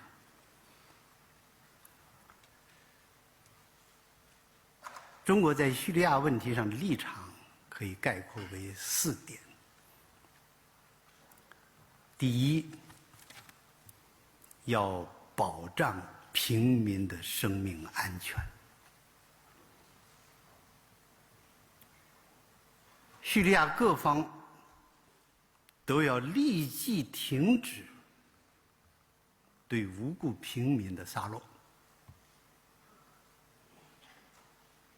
第二，中国尊重叙利亚人民的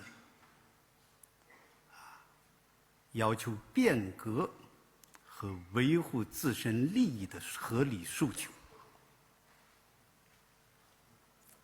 第三，中国支持联合国和阿蒙特使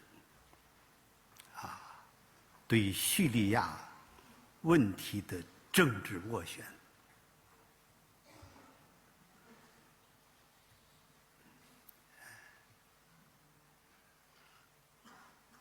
第四，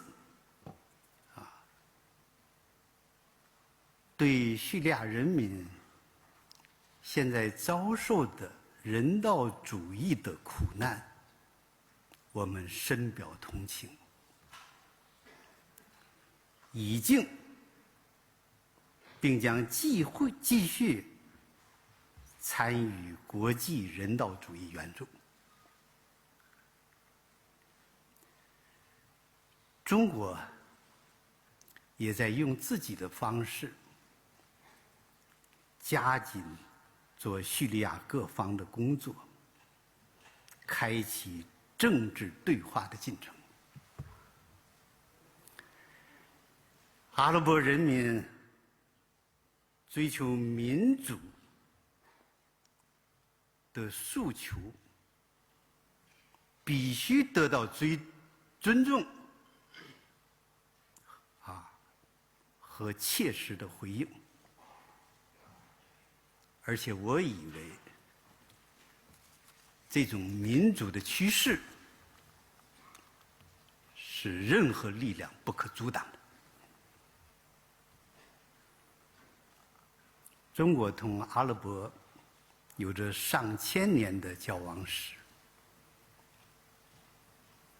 尊重伊斯兰文明，支持阿拉伯的正义事业，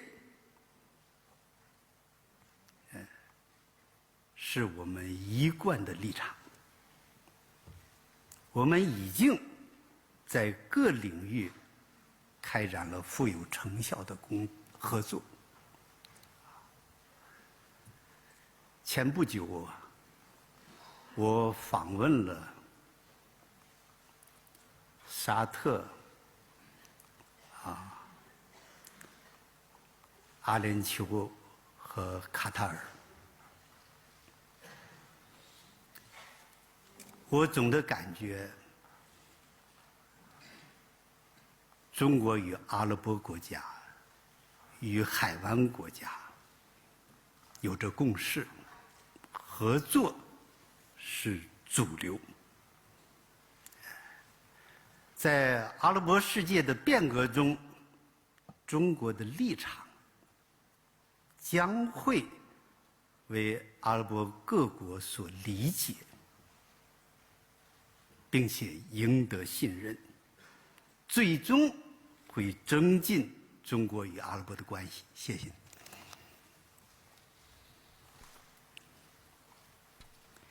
On the issue of Syria, China has no personal interests, and China does not seek to protect any party, including the government of Syria. We make our own right judgment and determine our own position on this issue on the basis of actual facts. The position of the Chinese government on the Syria issue is fourfold. First, the life of civilians must be protected. The killing of civilians must be immediately stopped by all relevant parties in Syria. Second, China respects the legitimate aspiration for change and for the pursuit of their own interests of the Syrian people. Third, China supports the special envoy jointly appointed by the UN and the Arab League in his mediation efforts. Fourth, China has deep sympathies for the humanitarian plight of the Syrian people, and we have participated in the relevant international humanitarian aid, and we will continue to do so. At the same time, China has, through its own ways, worked intensively on the relevant parties for early launch of a political dialogue process. We believe that the demand for democracy by the Arab people must be respected and truly responded to. And I believe this trend towards democracy cannot be held back by any force. There have been exchanges stretching up to 1,000 years between China and the Arab countries.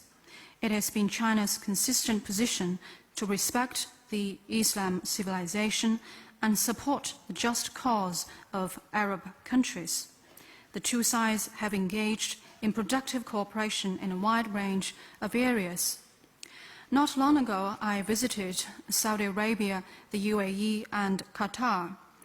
I feel that there is consensus between China and Arab countries, including the Gulf countries, that cooperation has been the mainstay of relationship between the two sides. As the Arab world undergoes changes, I believe the position of the Chinese side will win the understanding and trust of the Arab countries, and eventually the relations and exchanges between China and Arab countries will strengthen. 下一个问题。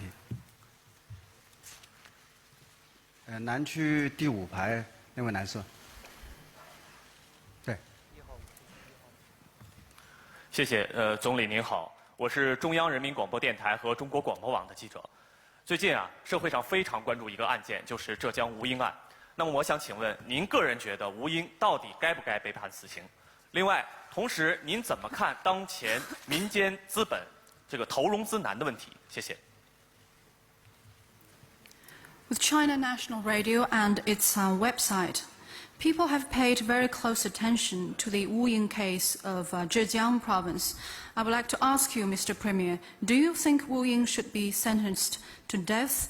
And how do you see the difficulty confronting private capital in making investments?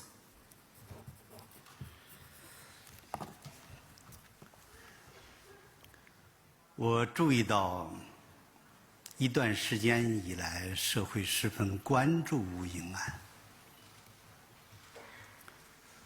我想这件事情给我们的启示是：第一，对于民间借贷的法律关系和处置原则，应该做深入的研究。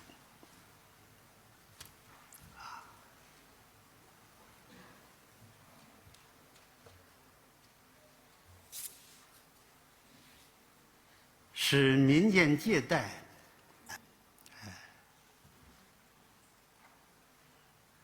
有明确的法律保障。第二，对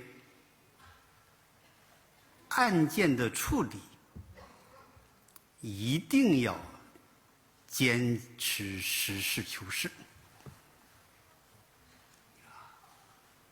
我注意到最高人民法院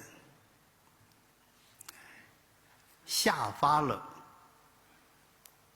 关于慎重处理民间借贷纠纷的案件的通知，并且对吴英案采取了十分审慎的态度。第三，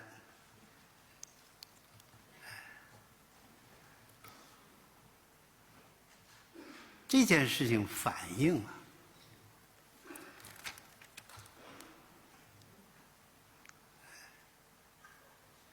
民间金融的发展，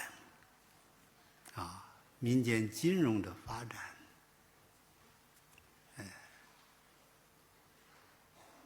与我们经济社会发展的需求还不适应。现在的问题是，一方面，企业，特别是小型、微型企业，需要大量的资金，而银行又不能满足民间又存有不少的资本，不少的资金。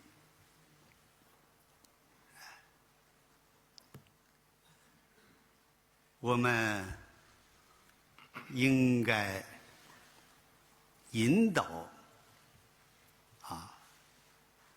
首先是允许民间资本进入金融领域，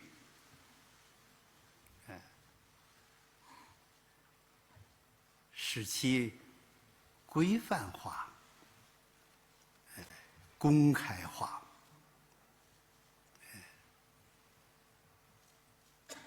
既鼓励发展，又加强监管。我可以告诉大家，中国人民银行和中国银监会正在积极考虑将温州的民间金融作为综合改革的试点之一。谢谢。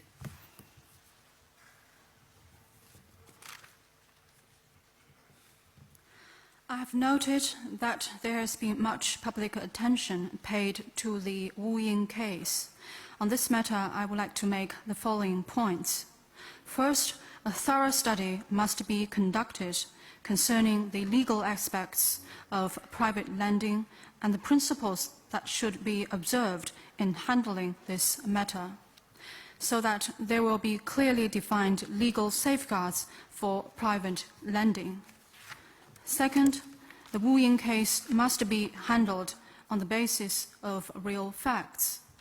I have noted that the Supreme People's Court has issued a circular requiring that all cases concerning the disputes over private lending must be carefully handled, and the Supreme People's Court has taken a cautious attitude towards the Wu Ying case. Third, the case shows, in my view, that private finance can not yet meet the requirement of economic and social development in China. The Chinese companies, in particular small and micro enterprises, need to access funds. The banks have yet to be able to meet those companies' need, and there is a massive amount of idle private capitals. We should allow a non-governmental investment into finance, and we need to bring the private financial activities into the open, standardize those activities. We need to encourage their development and at the same time put them under strict oversight and supervision. I can tell you here that the People's Bank of China and the China Banking Regulatory Commission are now actively considering launching an overall reform in this particular field, with Wenzhou's private financial activities as one of the places for a trial of this reform. 下位记者，北区中间，第4排，中间，法新社。 Thank you very much, Prime Minister, for accepting this question by AFP, the teacher. Over the last year, there has been a spate of self-immolation in the Tibetan areas of China. Is this a matter of great concern to you personally, and what do you think your government can do? What's the best way for your government to address this situation? Thank you very much. 我是法新社的记者。自去年以来呢，我们看到在中国的藏区出现了一系列藏人自焚的现象。我想问您本人是否对这一现象深感关切？您领导的政府将采取什么措施？您认为这个政府觉得是什么样的方式才能最好的应对这一局面？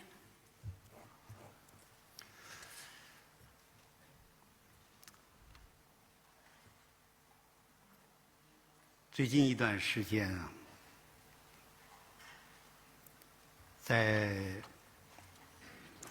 藏区啊，发生了一些僧人自焚的现象。我们不赞成用这种极端的行动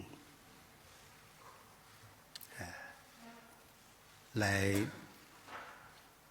干扰、破坏社会的和谐。年轻的藏人是无辜的，我们对他们这种行为感到十分沉痛。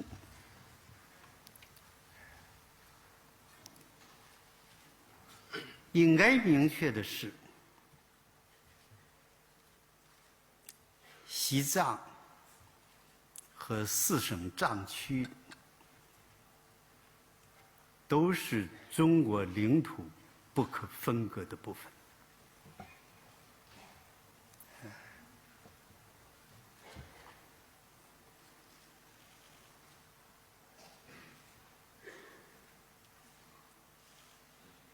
在印度达兰萨拉设立的所谓西藏的流亡政府，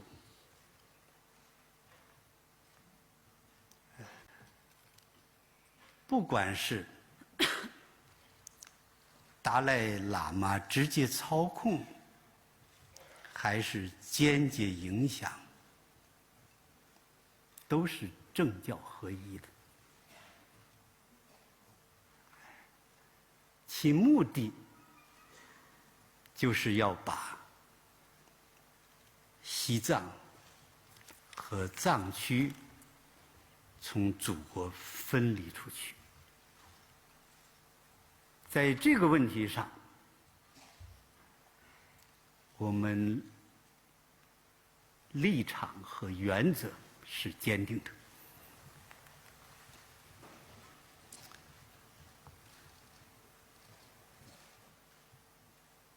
在西藏，我们实行民族区域自治制度。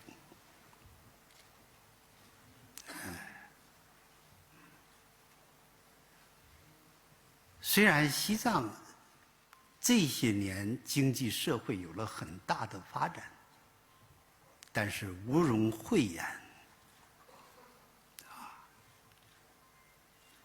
西藏同内地相比较，还是落后了。因此，中央已经采取了积极的措施，包括制定和落实加快西藏发展的新的规划。这些政策措施的主要目的在于提高农牧民的生活。西藏经济要发展，但同时要注意保护西藏的生态环境和文化传统。我们尊重西藏同胞的宗教信仰自由，他们的信仰是受到法律保护的。我们对藏族同胞要采取平等和尊重的态度，并且不断地改善我们的工作。谢谢。没关系。In the past weeks and months, there have been several instances of self-immolation on the part of monks in the Tibetan inhabited areas of China. We are opposed to taking such radical moves which disturb and undermine social harmony. The young Tibetans are innocent. We feel deeply distressed by their behavior. At the same time, I must point out that all should recognize that Tibet and the Tibetan inhabited areas of 4 provinces are inseparable parts of China's territory. The so-called Tibetan government in exile in Dharamsala of India is in nature a theocratic one, both under the direct control of the Dalai Lama or under his indirect influence. The purpose of it is to separate Tibet and the Tibetan inhabited areas of the 4 provinces from China. We have a firm position and principle on this matter. Tibet practices regional ethnic autonomy system. Over the past years, Tibet has made significant progress in economic and social development. But we also recognize that Tibet is still behind the central and eastern parts of China in terms of economic and social progress. The Chinese government has taken strong measures to accelerate the economic and social development in Tibet, including the formulation of a new plan for that purpose, in the hope that we will be able to further promote the living standards of the farmers and herdsmen in Tibet. Tibet needs to develop its economy on a sustained basis. At the same time, we must pay close attention to eco-environment conservation and the preservation of Tibet's cultural heritage. We respect the freedom of religious belief of Tibetan compatriots, and their religious belief is protected by the law. We must treat all our Tibetan compatriots as equals and with respect, and make continuous improvement in our work in this area. 对不起，我们的记者如果不累的话，我们再提2个问题。If you are not too tired, I would like to take 2 more questions. 好，请继续提问。中区靠第7排后面那位男士，第7排。那位第7排。总理你好，我是中国新闻社和中国新闻网的记者。我们知道，中国经济多年来强劲增长，但贫富差距问题也日益突出。您在最近几年的政府工作报告中也多次提到，要努力扭转收入分配差距扩大的趋势。请问中国政府将采取哪些措施来解决这个问题，让更多的人民分享改革和发展的成果？谢谢。With China News Service and its website, the Chinese economy has sustained robust growth over the recent years, but at the same time, the problem of a widening income gap has become more acute. In your government report in recent years, you have said several times that the government wants to reverse the trend of a widening wealth gap in China. My question is, what steps will the government take to resolve this problem so that more Chinese people will be truly sharing the fruits of China's reform and development?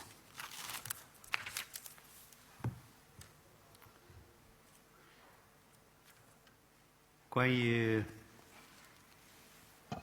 缓解收入分配差距的问题，我想着重从4个方面入手。第一呢，就是提高城乡居民的收入。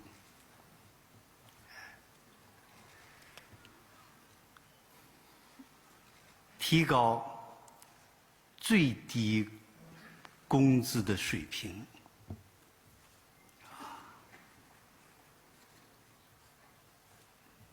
使城乡居民的收入能与经济增长和劳动生产率的提高相适应。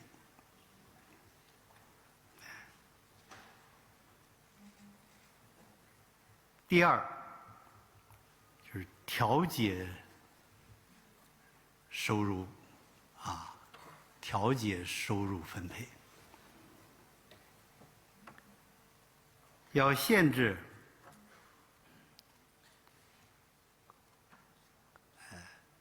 高收入者的收入，特别是国有企业和国有金融企业的高管人员的收入。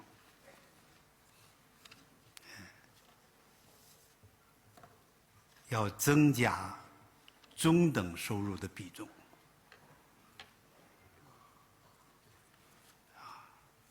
就是国有企业和国有金融企业高管人员的收入，要增加中等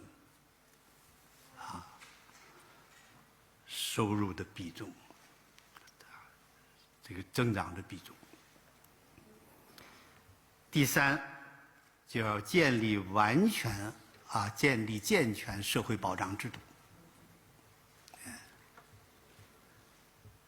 第四，就要保护合法收入和取缔非法收入。我以为在收入分配当中，特别应该把握好3点。首先就是要为所有的人创造一个学习、就业和创业的均等条件，让他们在同一起跑线上起跑。其次，要关心弱势群体的生活。一个国家如果弱势群体生活状况得以改善，那么整个国家群众生活的状况也会得以改善。第三，要重视财政和收入分配制度的改革，使共同富裕建立在制度的基础之上。谢谢。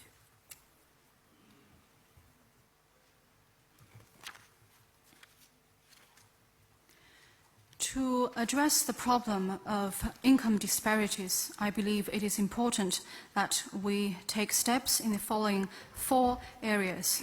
First, we will continue to increase the incomes of urban and rural residents. We will raise the level of minimum wage so that the people's income will be able to rise in tandem with economic growth and increase in productivity. Second, we will make adjustments to income distribution. We will further regulate the incomes of high-income groups, in particular the pay and bonuses of senior management of state-owned enterprises and state-owned financial institutions. We will raise the proportion of middle-income groups. Third, we will further improve the social security system. And fourth, we will protect lawful incomes and resolutely ban illegal incomes. To promote income equality, I believe the following 3 points are very important. First, the government must create equal conditions for all in terms of education, employment, and starting one's own business, so that all people will be able to get started from the same starting line. Second, we must pay closer attention to the well-being of the vulnerable groups in the society. I believe if the living conditions of those people can be improved, in essence, there will be a sweeping improvement of living standards of all the people in the society. Third, we must continue to reform the fiscal system and income distribution system so as to put in place the institutional arrangements for us to achieve the goal of common prosperity. 下一位记者，中区第4排中间法新社路透社。好，谢谢温总理路透社记者最后2个问题呢。第一个问题就是关于你在政府工作报道中所提到的关于这个地方债务的问题，您是怎么看待这个问题？到现在为止，就是全国各地方政府的债务已经形成什么样的规模？在处理这个问题的过程中，你有什么想法的？就是到底有多少这些债务会进行重组，或者就是还款的期限的时间会被延期？另外呢，在应对这个问题的过程中，还有什么新的政策会出台的？第二个问题就是关于大家都很关心的这个重庆市所发生的这个所谓的王立军事件呢。现在王立军进入美国领事馆以后，中央的有关部门已经进行调查。您本人是怎么看待这个事件呢？你觉得这一事件会不会影响中央政府对重庆市政府和社会领导的信任？谢谢。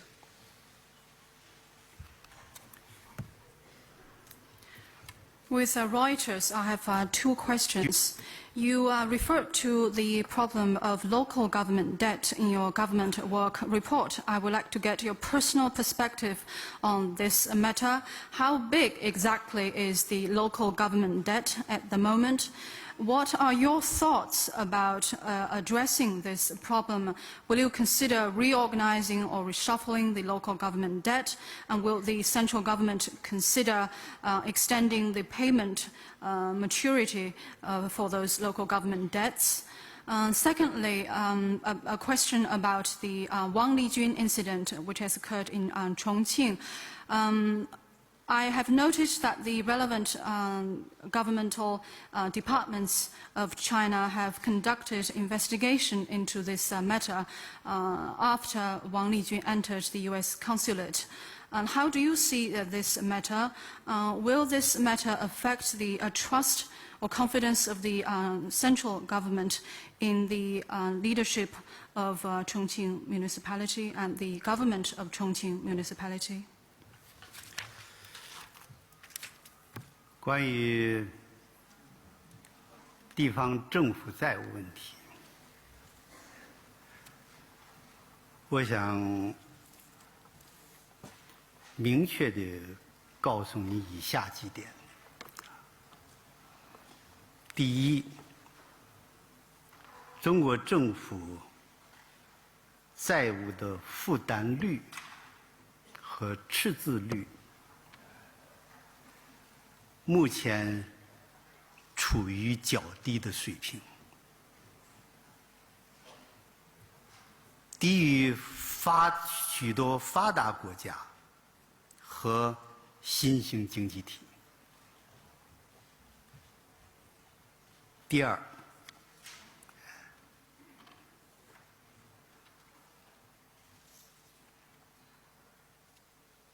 政府性债务的水平是可控的、安全的。2010年，我们主动审议了地方债务，总规模为10.7万亿。2011年，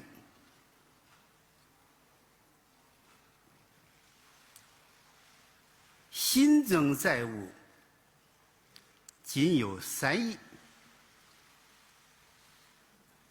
其中新举债21536亿，偿债21533亿。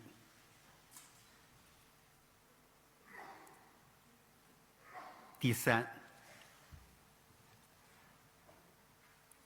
对于地方债务的处置，我们将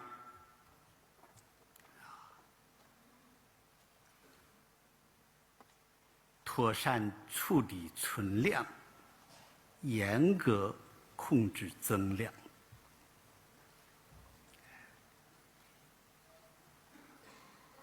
对存量，主要是通过分类管理、区别对待、逐步化解的原则，加以处理。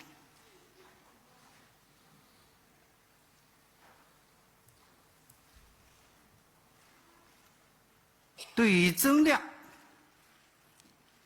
今后所有的地方债务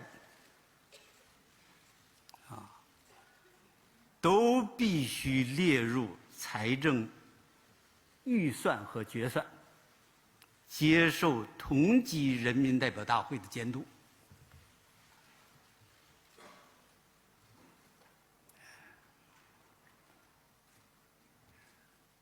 第四，在处理地方债务上，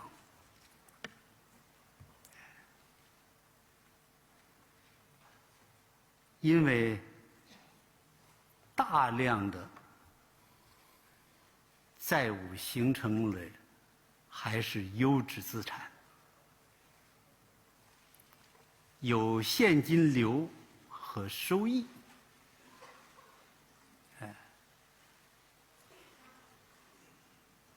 对于这样的企业，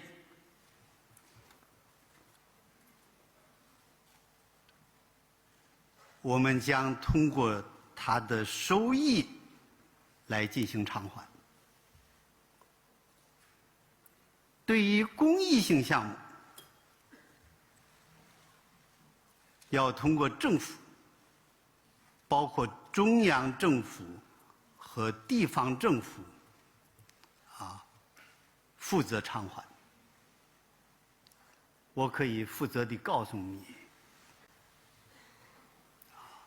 我们去年已经成功地偿还了所有义务教育阶段学校的债务。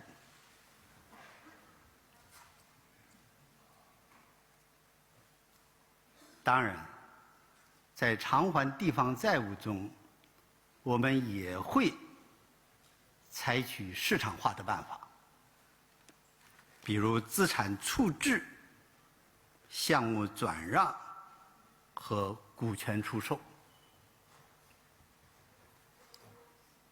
总之我们会认真对待地方债务，绝不会让它干扰中国的建设。谢谢。第二个问题我一会儿回答啊。On local government debt, I would like to make the following points. First, the debt to GDP and budget deficit to GDP ratios of China are at a fairly low level. They are both lower than those of many developed countries and emerging market economies. And second, government debt in China is at a controllable and safe level. In 2010, we audited local government debts. The volume stood at 10.7 trillion RMB yuan. And by the end of 2011, this figure only increased by 300 million RMB yuan. A total of 2,153.6 billion RMB yuan of new loans were made, and a total of 2,153.3 billion RMB yuan of debt was repaid. And third, in the handling of local government debt, we will properly handle the debt stock and put a cap on the increase of local government debts. We will properly handle the outstanding local government debt in a step-by-step manner by classifying the debt into different categories and managing them accordingly. For any increase in local government debt, the revenues and expenditures must be incorporated into the local government's budgets and final accounts and be subject to the supervision of people's congresses at the same level. Fourth, the majority of local government debt is actually in the form of high-quality assets with stable cash flows and promising returns. The debt of some projects can actually be repaid by the returns made on those projects. And for projects of public welfare, both the central and local governments will find ways to pay the debt off. As a matter of fact, last year we have been able to pay off all the debts of the schools during the compulsory education period. At the same time, we will also let the market play a role in handling the local government debt through such ways as asset disposal, the transfer of projects, and the selling of equity. In a word, we will take the matter of local government debt very seriously, and we will not allow it to adversely affect China's development. 王立军事件发生以后，引起社会高度的关注。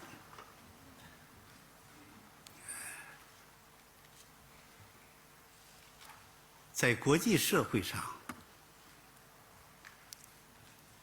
也十分关注。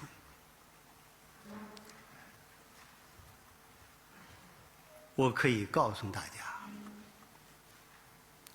中央高度重视，立即责成有关部门进行专门调查。目前调查已经取得进展，我们将以事实为依据，以法律为准则，严格依法办理。调查和处理的结果一定会给人民以回答，并且经受住法律和历史的检验。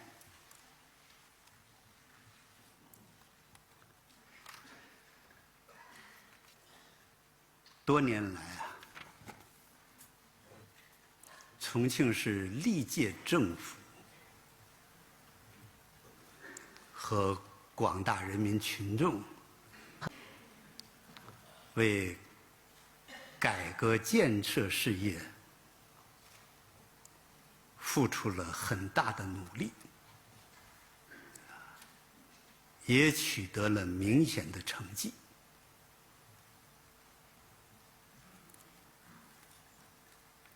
但是现任重庆市委和市政府必须反思，并认真从王立军事件中吸取教训。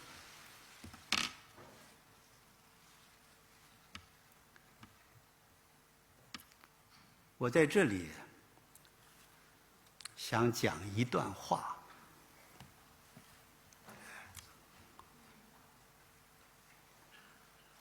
建国以来，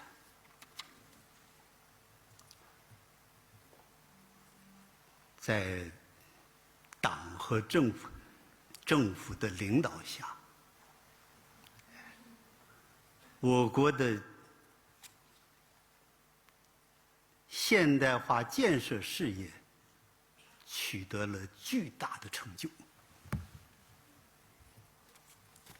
但是我们也走过弯路，有过教训。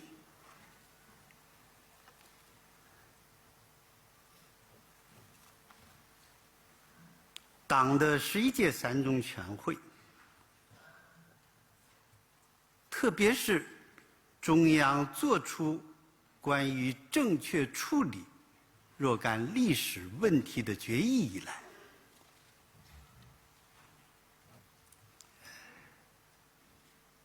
确立了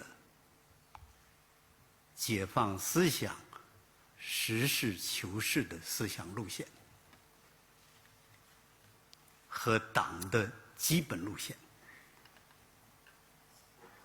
并且做出了改革开放这一决定中国命运和前途的重大抉择。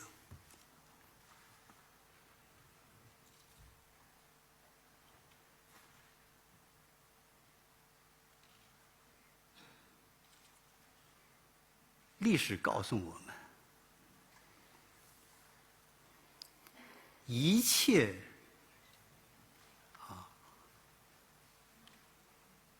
符合人民利益的实践，都要认真吸取历史的经验教训，并且经受住历史和实践的考验。这个道理，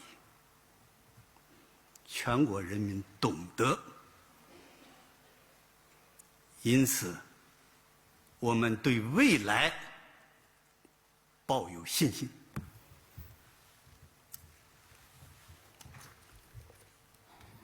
The Wang Lijun incident has received high attention from people in China and beyond. I would like to tell you that the central authorities have taken this matter very seriously, and after this incident took place, the central authorities immediately gave the instruction that the relevant authorities should start an investigation into this matter, and so far progress has been made in the investigation. We will handle this issue in strict accordance with law on the basis of facts. As far as the result of the investigation and how this matter will be handled are concerned, an answer must be given to the people, and the result of the investigation should be able to stand the test of the law and history. Over the years, the successive governments of Chongqing and the people in Chongqing have made tremendous efforts to promote reform and development, and they have achieved remarkable progress in this regard. The current party committee and government of Chongqing must seriously reflect on the Wang Lijun incident and learn lessons from this incident. Since the founding of the People's Republic of China, under the leadership of our party and the government, remarkable achievements have been made in advancing China's modernization drive. Yet at the same time, we have taken some detours and learned hard lessons. Since the third plenum of the 11th CPC Central Committee, in particular since the central authorities took the decision on the correct handling of relevant historical issues, we have established the line of thinking that we should free our minds and seek truth from facts, and we have formulated the basic guideline of our party.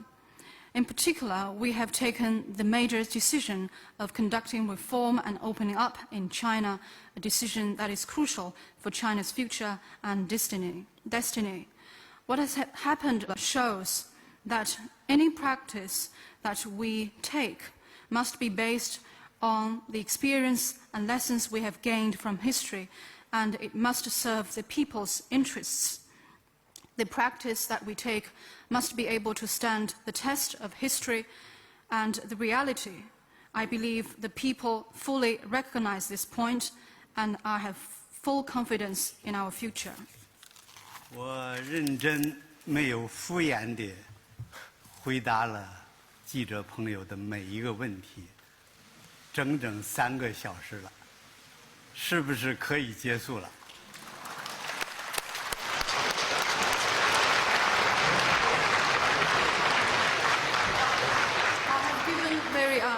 Serious answers to all the questions from the journalists, and none of my answer is a perfunctory one. It's been 3 hours, so I suppose we can call it the end of the press conference today. 好，记者会到此结束，感谢温总理，谢谢各位记者朋友，谢谢大家，再见。